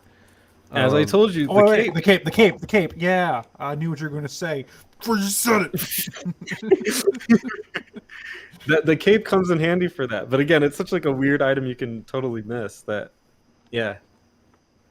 It'd be nice if that was like in dungeon in the ice palace or something. Yeah, Yeah. instead of the stupid blue shirt. Yeah, Come Yeah, on, like blue shirt's cool. we love blue shirt guy. Come on, blue shirt. You guys saw Free Yeah, it Guy? seems like they should be flipped though, right? You should go buy a blue shirt and then you can earn cape. Yeah. Who wants a blue shirt? Who's the actor? When it prevents that much damage, I'll take it. Unless it's that lobster shirt from Wind Waker. Ryan Reynolds. Wants Ryan a Reynolds? blue shirt. Yes. Blue shirt. Blue shirt guy. What? Ryan Reynolds is blue shirt guy? I'm Yeah. scared. You guys didn't see Free Guy? No. No. Oh, you should. I was going to, then I decided not to. It has Jacksepticeye. Whoa! Guest star Jacksepticeye is here. And Pokimane. How about that boss where you fight the eyeball from Mario 64? Doot, doot, doot, doot, doot, doot, I doot. like eyeball bosses in this game. And Yeah. this one has the Aghanim syndrome where it's firing lightning at you. What are they trying to tell us, Spencer? What's the deep thematic undertone of the eyeball bosses? We're watching you. Yeah. Big Brother's always watching. All eyes on you. All eyes on the prize, baby. Yeah. Yeah. That's a positive way to look at it. Yeah. What about the hamburger boss? Carl's Jr. Yeah, it was the Carl's Jr. advertisement. Yeah. Subliminal Were you messaging hungry for after you Carl. bought it? You had to work up a bit That's of a- why it's yellow. They were doing a Carl's Jr. crossover event, and then they pulled out last minute. So Nintendo made the burgers yellow, Okay. so no one wants to eat at Carl's Jr. Carl Jr. Jr.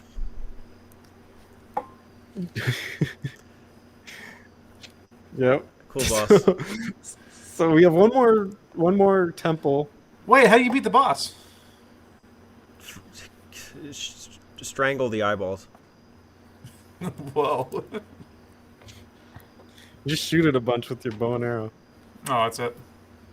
You have It's to a super take easy down the boss. mini eyeballs. They kind of swamp you. They swamp you? Yeah, you can just hit them with your. I mean, you can clear it all out with your sword. Like if they come and attack you, you just swing your sword and they all die. But you have Oh, to watch okay. out for the pivot of the eyeball because he will fire lightning in your direction. The arrow is helpful here, though. The bow and arrow. She's pivoting. Help! Yeah. So after that, you can go to the next dungeon, or you can be a real Chad, and you can buy a bomb at your house, or what would be your house, but it's in the dark world, and blow up a wall on the side of the pyramid, Mm.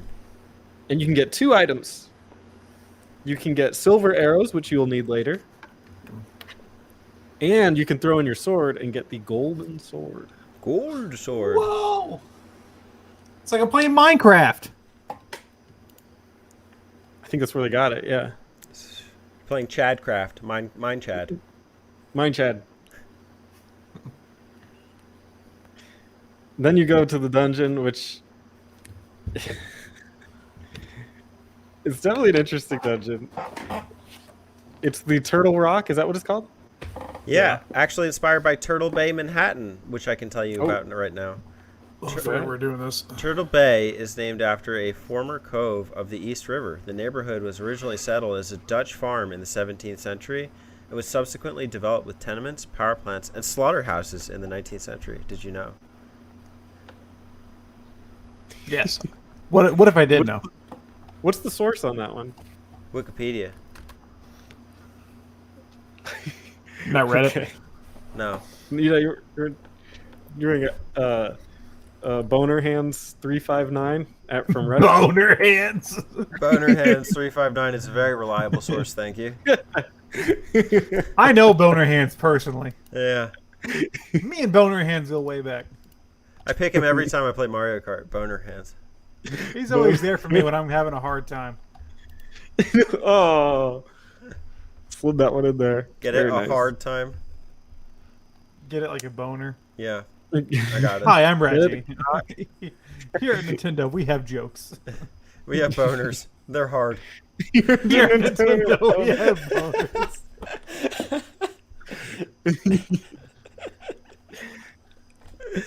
Gotta love a Reggie promo. All right, so this is the temple where you actually need the Cane of Samaria. There's a lot of transporting yourself on these little blocks that they Can I just introduced. say, I'm sorry, I don't want to interrupt. But can I just say that name's hilarious to me because there's a ROM hack of like Sonic on the NES, but they replace Sonic with Mario and they call it Samari. So do you keep saying Samaria? I keep thinking of Mario running through Sonic on the NES, and it's fucking making me just like I'm going insane. Stop saying Samaria. We've got all types of crossovers here. We got like Kirby's Kracko. We got the Sonic. Carl's Jr. Yeah, Somalia. Africa. Somalia. Yeah. Somalian pirates. So you use that tool to get around and fly around on these platforms. It's got some pretty gnarly environmental dangers here. Whoa. With some eyes that shoot you out from the walls, Gnarly. and then some like rolling spike items. I don't know what you'd call those, but pretty scary stuff. Gnarl sparkly. Did you like this one? Yeah. Is that the dude? Are those the tubes from Chemical Plant Zone and Sonic 2? The same. If I can make a suggestion to players of this dungeon, it's go to the demon and use the magic powder on him in Kakariko in the dark world to get your to reduce the amount of magic you use by half, because you need magic to use the cane, and you'll also need magic for the final boss. At the very least, too, have some blue potions in bottles. The first time I got here, the guy was like, "I hope you brought green potions." I was like, looking at my pockets, like, "Gee, thanks." Nothing. Yeah, I got nothing. A cool trick is there's one part towards the end where you can teleport outside of the dungeon, and when you could walk outside the dungeon right before the final boss, and you can teleport back to the light world, and then drop down the mountain, and go stock up, and then come back, and then drop right down there, so you don't have to walk through the whole dungeon again. Yeah, I forgot about that. Yeah. That was helpful for me last playthrough. This has some stupid. It is the worst section of the whole game. Is the part right before the final boss. It's honestly like it's kind of a small section. I do like the kind of riding on the cane platforms. Like I don't know how to describe this, but like. Oh, and in the dark. Yeah, well, you have to like light the torches and stuff. The worst part is in the dark later, because there's like a huge winding path, and Mhm. you have to land on a platform in the middle to push a button, drop a block from the cane on there, position it perfectly, and ride the thing back. But meanwhile, there's like the fireball trapeze things swinging at you. It's just a mess. Mhm. I didn't like it. I was when I was watching your stream, that's what I kept saying. You got there's a part in this where the room where you get the shield, Hmm. right? If you go outside, that's where and you use the mirror, that's where you get the heart piece. I think I found it a little later. Oh, okay, good, I good. did find that heart piece. There's like you have to. There's some like thing with the walls or something like after you do that. But there's another part too where you can also drop off the ledge. Yeah, yeah. And that's what I was like. I wasn't sure because you wanted to get it, and I started yelling, but you were already way past it because of the delay. Yeah. Stupid Twitch. So I was like, forget it. Stupid Twitch. Fucking Delay. Twitch. Twitch. I think it's a cool dungeon. It's pretty unique that like the whole moving on that platform mechanic. Although it seems kind of artificial that you need a tool like that requires magic to do it. Like it could have just been a platform that moves. Yeah. It really wouldn't have been any different. It just wouldn't have cost you mana. Mm-hmm. So, kind of some artificial difficulty, but I don't really mind. One part that was alright. tricky for me was like the torches. Like in that first part of the dungeon, you would build the platform, you would fire it at the things, and it's like you'd be rushing to get to the door that opened because you lit all 4 lanterns at once. But one time I actually accidentally landed back on the platform after I got off because I didn't think I got off. Oh. And so it made me go for a whole spin around the wheel again. It was like, because I use all my magic for that. But Yeah, that sucks. once you get It like made me the think- rhythm of the thing down, it's actually not that big. Go ahead. It made me think too of like in the future Zeldas, you can shoot the bow and arrow through fire, and it keeps the fire thing going. Yeah, there wasn't much of that. That would have been cool, but Hmm. obviously, again, 1992, Yeah, 91, I guess. So got to practice forgiveness. Kirby wasn't even out yet. I know, shit. We had 3 Zeldas wasn't before even- Kirby. uh, Sakurai was like, "Fuck Zelda, I just want to make Krakow." Yeah, Krakow. my dream. It's been my Krakow. dream. and My finally, dream. we have the boss Trinex. Try what? Trinex. That sounds like a medication you asked for at Walgreens. Hey, you guys have any Trinex? Yeah. It's Yeah, it's in the it's back. like you go up Uh. to the counter and you say, "Gee, I've been having a lot of neck problems lately. What can you recommend?" Well, she's like, well, try Nex." What? Next will solve your neck problem. Yeah. Right. This one's kind of bullshit.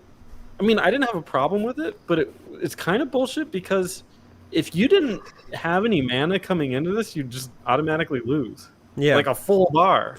And you have to get the ice rod, which was like not a dungeon item. It's just Yeah. a recommended item. But if you were like, there's somebody tells you a tip. I think it's Sazrala. It's like go get the ice rod or whatever in the lake. There's something cool in the lake. But this is typical Twin Rova-esque boss where it's like the 2 attacks or whatever. I like it more here because it's quite tricky. But honestly, this reminds me of the hammer boss where, you know, with the mask where he swings his tail at you. Just like kind of a variant of that because this thing swings its tail at you, but it has just like 2 dragon heads. So, you know, they're not working with a lot here. You know, at this point, I feel like we've seen a couple repeat boss styles. Yeah. It's fine, though. He looks crazy. He looks awesome. He looks awesome. Wash them. Awesome. He looks awesome. Well, We beating did it. him, you have all 7. You've rescued all 7 maidens, and now you can start the tower, which is just a couple screens to the left. Thank goodness. Final boss tower. Ugh. Oh my gosh. Talk about another dungeon. Jesus. Yeah. This it's is just this is annoying. Ganon's tower. There's a lot of segments you don't have to do here either. Like there's a whole bottom area where I didn't dabble in. I had an extra a key here, which like I can't believe that's happening. But I do like some aspects of it. Like the hook shot comes in handy with like going across platforms. A couple tricky segments with like, you know, the fire things chasing and also switching the floor patterns. Oh, a really iconic segment with the missing floor that you can't see, but it's actually there. I thought the first time when I saw this, what you're supposed to do is take the cane and just push it and just find the path that way. That is what I thought when I played it as a kid. I did that. I did it too, and you know, I would just kept going back and resetting it, and then I saw a torch at the end, and I lit the torch. I was like, "What the fuck?" Yeah. I knew to do it as an adult. As a kid, I was like spending hours here just trying to get across. And the other thing that I was so stupid as a kid is I didn't realize like maybe I should kill the enemies before I walk on them. So I'd like go in there and like try to push it across, and then the guys would come at me, and I just didn't, as a kid, you don't think of it. Like, I didn't think Classic. of that stuff. Yeah. That was a very difficult part of the game for me that now takes 20 seconds. 20 seconds, yeah. This also leads to a couple boss rush of the first 3 bosses in the game. Wait, hold on. Yeah. Yep. Let's see if I That's get your the moment. names. Yeah, can I get the names right? Okay. We got Did Jin. you write them down? No, dude. I'm Close not your looking eyes. at anything. Okay, ready? Okay, close your eyes and do it. Eyes closed. Ready? Jin, Jan, Mindy, Mandy, Miranda, Amanda. Is that right? Was the first one Jin or Jill? Might have been Jill. You I didn't, might you have didn't gotten it say wrong. Jill. You said Jade. You fucked up. Oh, you got all the Mandys right, though. Mandy, Amanda, Mindy, Was it Miranda. Jin? Was it Jill? Okay, was it Jill? Then what? It was Jane? a J name. Jane, Jill, Jane. Okay, so it was Jill, Jane, Mindy, Mandy, Miranda, Amanda. Yeah. Fuck. That's close. See, you guys thought I was cheating. I got it wrong. Yeah. I didn't accuse you. I just said blindfold dude. yourself. I saw his eyes fixing on something, and I got very suspicious. the computer screen. I was looking at the picture of the. You were 6 close. statues You said. that are- I think you said Jan. You didn't say Jane. You said, or you didn't say Jill. That's You said something else. Yeah, I didn't say Jill. I said Jin. Jan. Which is not a name. It's an alcohol. I said whiskey sour. That's not true. I know a girl named Jen. Hold on, let me try. Shvedka, I guess technically- vodka, Alana, the Jen. Jen. G-O-G, That's Oh, totally a Jen. name. That's totally a name. Jen Yeah. is not Jen. Jin. Same Jed- fucking thing. Jedediah. Jin is an Asian name, but we're talking American. It's a rapper. That's not a. What Asian name is Jin? Chinese? Yeah, Tekken. There's a character named Jin, Oh, Yeah. so I assumed he was a Jin battle rapped Eminem No. way back in the Scribble Jam days. Scribble Jam. Yeah. What's that? That sounds delightful. It's a battle of like the MCs, but it's like really old, and so like everybody's rapping is like, you thought you were cool. Well, you should have seen yourself in school. Oh. Did you guys know that Scribble Jam was hosted in Cincinnati, Ohio? Oh shit. Tell me more. Tell me more. I learned about Cincinnati, Ohio. Yeah. Hold Where on. Ganon's castle is located. Don't ever. Ohio's a miserable place. Don't ever go to Cincinnati, Ohio. Oh shit. Um, It's ranked Don't pretty ever- low on the happiness the, scale. the only thing worse than Cincinnati, Ohio, is probably Cleveland, Ohio. Home of the Cleveland show. I went to Cleveland, Home of Ohio the- one time for the Rock and Roll History Museum, and I literally thought I was going to get stabbed everywhere I went. Oh my god. That shit just How about got that dark. Ganon? Talk about a dark world. Yeah, the boss rush is nice. They're easy. I think the worm one. I killed him in like 2 hits. Oh yeah, because you got the sword. Yeah, that was a Yeah. joke. Yeah, you know what? They picked like the easiest bosses for boss rush, and you're OP at this point if you've done everything. Of course, I didn't have the sword the first time I came around here. I realized I needed it later.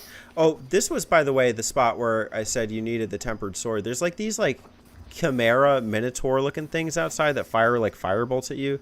The regular sword doesn't do anything to them. Oh, okay. So I don't know. Interesting footnote. Nice. Yeah, I love all the little interactions that they put in this game. Mm. That's like a clearly like a labor of love. Which you Mm. gotta appreciate. Mm-hmm. And at the top here, you fight Aghanim, Agon? and this is where I realized I remembered my muscle memory was to move forward. Was because he has two other guys that pop around the map or the little arena, and they shoot too. So you stand at the back, let them shoot, and then you move forward and then hit his thing. He always fires last anyway. Well, That's why he changes up the order. Sometimes because when you hit him, it sets him off. It offsets his timing a little bit. But there is a strategy with timing it so that like you avoid the other two and you hit his. So that's why my muscle memory was like doing that. I couldn't remember why. I see. It's pretty easy. Yeah, not bad. Oh, you did get an item here. The red vest. The red vest? Is that what it was? Yeah. Went from blue to red. Red Congratulations. shirt. Get the Goron tunic. Red shirt, dude. Ryan Rednals. I guess that's interesting. Ocarina did that too, but they had like a clever way to actually make them mean something. Whereas this one is just apparently numbers that we don't get to see. Yeah. Well, the bat leaves and breaks a hole into the temple in the middle, which signifies the end of the game. Your big fight against Ganon. I remember this. The epic battle, Chad versus Better Ganon. hope you got those fucking arrows. Oh, yeah. Hope you got the arrows. I think you need the tempered sword. I could be mistaken. But fortunately, that was decent, easy enough to get. The super bomb, though, you have to save the dwarven smiths and then buy the super bomb and then plant it right in front. This is a crazy multi-phased boss. Yeah. This was hard for me as a kid. Yeah, I remember having trouble with it. It's always funny because, like, whenever I say, like, I think of Ganon, I never think of Pig Ganon. So, I always It's kind of weird. Pig. Yeah, I always forget he was a pig.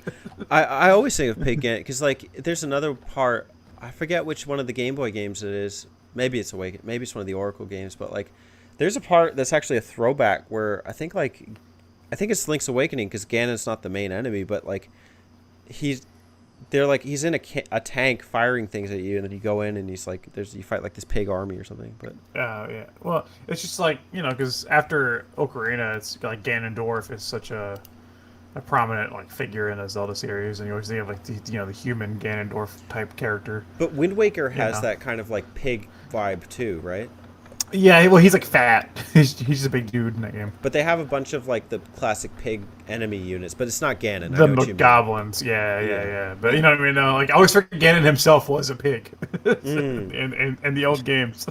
Well, even in Ocarina, Ganon is kind of like a hog pig creature. At the end, yeah. I guess you're right there. I guess. And technically in Smash Bros, he summons a boar. And technically, in Skyward Sword, it is a boar. Wow, Oh, okay. we're on to something. He's shots fired right now from Alex over there. Oh, I thought he was being literal. He was calling it like a BOAR. I always wondered after I beat Ocarina and I look back at this, like, was this supposed to be what Ganon looks like, or like the Ocarina one versus this one? Like, are they supposed to look similar? Because they don't. This is But Ganon, I could sort of and see- then that's Ganondorf, right? Well, Ganondorf is the human form. Ganon Yeah. at the end of Ocarina. That is, I don't know. I sort of see a connection there, but they definitely look very different, even from like a pixel perspective. Oh, you're talking about like the end of Ocarina, is that what you're supposed to like? Okay. Oh yeah, that makes Yeah. sense. I could see that. I don't. That one looks way cooler than this one. This one Holy looks shit! Yeah. Yeah, goofy. this is like Porky Pig is like, that's Yeah. all, folks. But you know- get you. this one is like I think I don't know about a harder boss battle because it depends on your 3D perception, but it's very challenging, all the phases and just knowing what you have to do. A lot of it I don't even know if I would have just, ascertained. So okay, like the first bit's easy when he's throwing the trident around at you and you got to sneak a hit. I think one of the funniest things is as soon as you drop in there, you can sneak a hit before he even starts talking to you. But after that, yeah, every time you drop down, the first thing you have to do is just make sure you're going up on the screen and get one hit in. But it doesn't matter because that part's easy anyway. After that, he's got like a ring of bats that'll like send at you, and that can be a little tricky to get inside and hit him there. Another part, he'll like evaporate to different parts of the screen, and he'll make the floor fall. And then after that, I think he starts turning the lights out. You have to start lighting them, and then after you do so, hit him with the sword, and then hit him with the arrow in order to freeze him. But the thing is, since the floor has fallen, he can knock you back to the base and make you have to restart the entire fight. Yeah. And that can be a bit of a pain. I know for me, like when I was doing it the second time with no save states, I was a bit nervous about that bit, and I actually had to restart the boss battle. And it's tricky because I had spent all my rupees on the super bomb, on the flippers, of course, and just getting a couple potions ready, and like you need magic because you have to use the lamp or the fire rod in order to keep lighting the lamps. So it's just a huge process. I think nowadays they don't make bosses like this and like the one before it, where you're like required to use magic, and magic is so limited. They usually like throw little enemies at you that you can get magic back. Well, Ocarina of Time actually is pretty bad in that regard with the Ganondorf battle because the whole light arrow sequence and hitting Ganondorf when he's like before he becomes the final form, and the pots on the bottom like have them, but if you already broke those pots, they don't have like magic potions or anything. I mean, this one offers you none. Yeah, and granted, it doesn't take that much mana to light those torches, but I tell you as a kid, yeah. Supposedly there's a didn't trick have the half mana thing. Yeah. where after the fourth time he knocks the lanterns out, you can make it so that the right one stays because it's like offset by a little bit. If you do it right in time, it'll stay lit for the rest of the match. Oh, neat.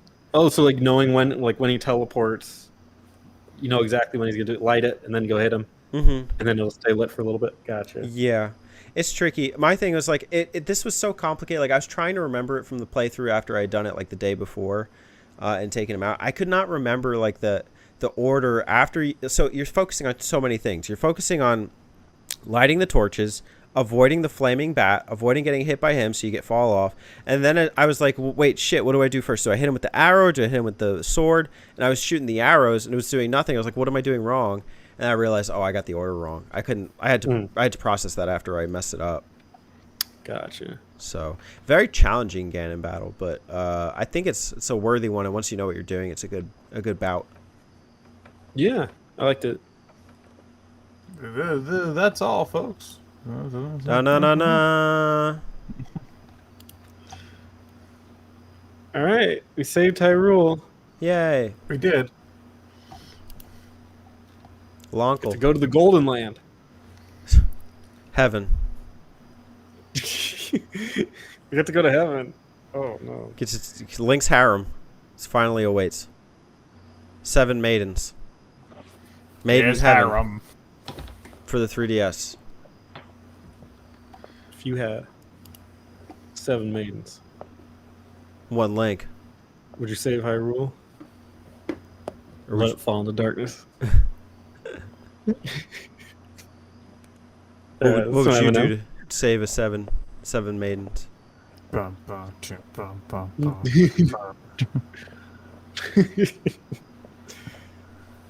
All I need is 1 maiden, 1 light, 1 torch, silver arrows, 1 night, 1 harem. What if I was an Italian baby?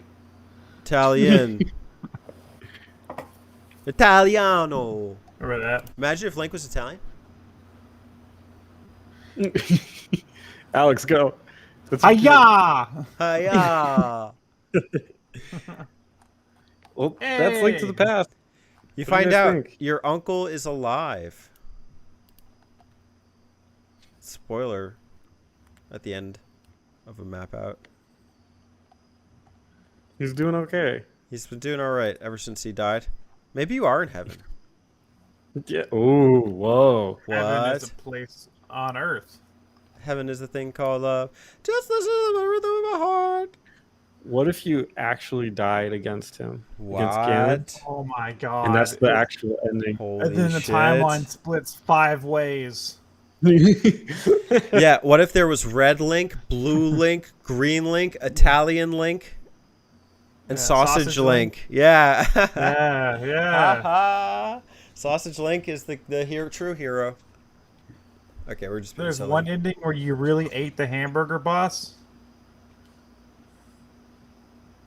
Died of Or dysentery. the hamburger boss eats you. What if the timeline split off into all these endings, or Link died tragic deaths against every boss? And maybe that's why they do a game count at the end and tell you how many games you lost.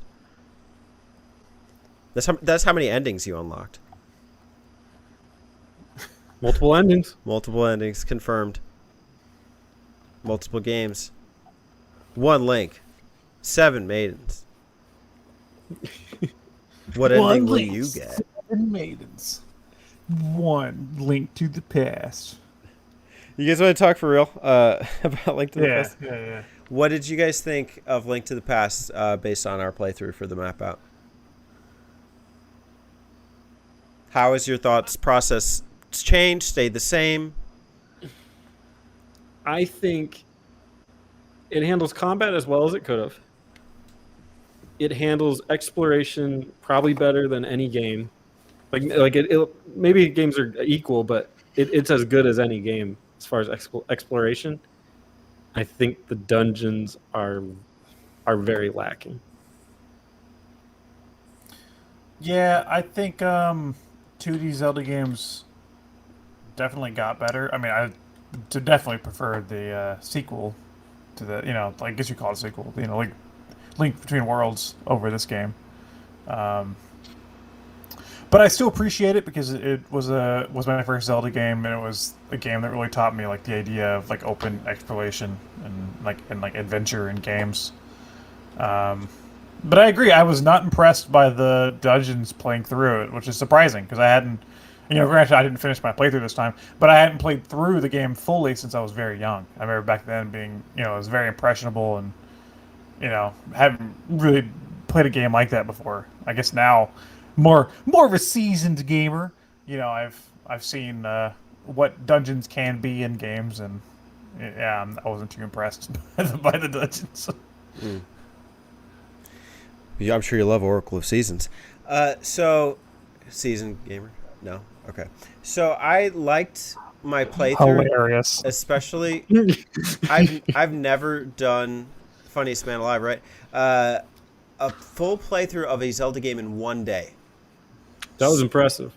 So, like, just feeling like this game allows you to do that. Like, the dungeons are so quick, snap of the finger. Like, I'm kind of enchanted by that idea about a game that's so quick. My first playthrough, I looked at my log. It was like 13 hours. This playthrough was under 6. It was 5 hours, 43 minutes.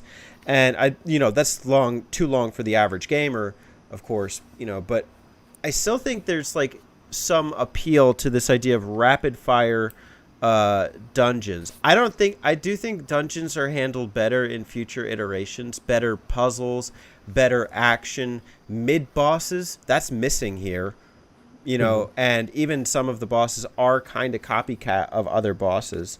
But at the end of the day, it's nitty gritty. It's old school, and I think you have to put your mind in the place at the time. There wasn't even a goddamn Kirby game. No Kirby. There was no Kirby, but there was Krakow. So I'm generally impressed by the product for its time, but since that time, there's been better, and you see that within the series and from without, from indie titles, from other style games that are not indie but well funded. So it set the stage. It was really impressive for the Zelda series. I think if you look at like Alex was saying at the beginning of this thing, like the intro sequence, the first Zelda game with like kind of like a real kind of dramatic narrative telling. Stylistically, this game has it going for it. I'm still, my nostalgia for some of the visuals and the audio is still strong today. The soundtrack's legendary, even though the dungeon theme is literally the same throughout the entire game, and other Zeldas don't really do that. I like it. I like it for what it is. Is it my favorite? No. But yeah, go ahead. Sorry, I was gonna say I'm glad we played this the same year as Super Metroid. And I still do appreciate this game a lot, and I still do think like it's a worthy entry in the Zelda series, and it's a great game for the console. But there for a while, I'd always wrestle like, what's the best game? Well, my favorite's DK Country, but it was always like this game and like Super Metroid, and I can safely say I would probably recommend Super Metroid over this game. If you're going for like the classic, like the perfect Super Nintendo experience, But at the same time, I put it right next to Super Metroid as a must-play for the SNES. Must play for sure. Must play still. Yeah, but I'm saying like I've always wrestled like which one do I think is better. Playing them both this year, I have to go Super Metroid. Yeah, I go with you there too. I don't know on that one. That's a good question, but I know I'd put it over Super Mario World. I think we can agree Come on. there. Yeah. What's the matter? You don't like the Dino boss in Super Mario World? The one on the Ferris wheel? I guess I appreciate its historical value so much that I have to rate it semi-high, but I definitely think it's overrated if people are just talking about how fun it is or how good it is. When I hear that, when people are like, it's the best Zelda game, and specifically when they're like, it's the best 2D Zelda game, I get a lot of pause from that. Just because it might be the most legendary 2D Zelda game. That's true. But any of them honestly have better functions than this one. Well, it's like, it's like nobody goes back and plays Grand Theft Auto 3 because it's the best game. They're just like, that game was revolutionary. Yeah, I think within the fan base, though, there is a lot of that like fanboy girl-ism for Link to the Past, just blind to the fact of criticism about the game. Like it can't be criticized in a sense. It's kind of like idolatry of the title, and I do think that it's overstated. Why have dungeons with doors with keys that are completely useless? Why have... To be fair though, that's not a Link to the Past problem though. That's a Zelda problem. That's a Zelda fan problem. I don't know though, because most Zelda games are pretty tight. Yeah, the dungeons are so precise. They're not precise in Link to the Past. Sorry, not that. I'm talking about the criticism. What do you mean? Holding one title above criticism. Yeah. Oh yeah. Because Ocarina, Breath of the Wild. Yeah. I'm saying like Zelda fans will not take criticism, so I'm just saying like I don't think that's I get that. Strictly Link to the Past thing. That makes sense. I thought you meant the key thing. No, not the key thing. Sorry, I jumped in a little late. I was thinking about it. Gotcha. I would challenge the Link to the Past one though more than the others, just because I just don't know that a Link to the Past ages as well. I mean, graphically it does, but I think that might be one of the problems, is that graphically it's so pleasing that people don't think they have to go back and play it.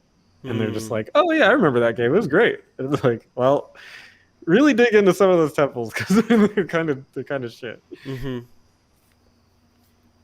Yeah, but it's a great stepping stone. If you look at the evolution of the first Zelda to this one, we're skipping Zelda 2. What do you want to do about it? The first Zelda to this one to Ocarina of Time, it's pretty impressive. Like that kind of growth is cool to see. Were you talking to me? Yeah, yeah. It was me, that's for sure. Let go right ahead. Zelda who? I don't care, man. They're never gonna revisit that game. Well, that was a spirited discussion. Join us next time for Spirit Tracks. We're spirited away. Join Teddy and Alex next time for Spirit Tracks. Join Teddy next time for Spirit Tracks. Join the spirit of tracks. Because I'm not going to be Spirit there. Tracks map out, and just like there's nobody there. It's like 3 hours long, and there's no audio. Just show up at the end like, oh shit, what am I doing here? Stop recording. You just have 3 empty rooms. Just gameplay going in the background. I'm like on the train, just like playing my DS. And it's just like footage of that. It's just I take the train from like New York from Manhattan to Hempstead, and then we just map every station along the way. Spirit Tracks. With your ghost. Spirits. Yeah. With my AR 3DS detection. Augmented reality, bitches. I would like to do Link Between Worlds though, because I think that game is phenomenal. Hell yeah. Join us next time. Bye. For Sausage Links on the patio. Map out. I'm tired. Can we end? Yeah, I'm very tired. Okay.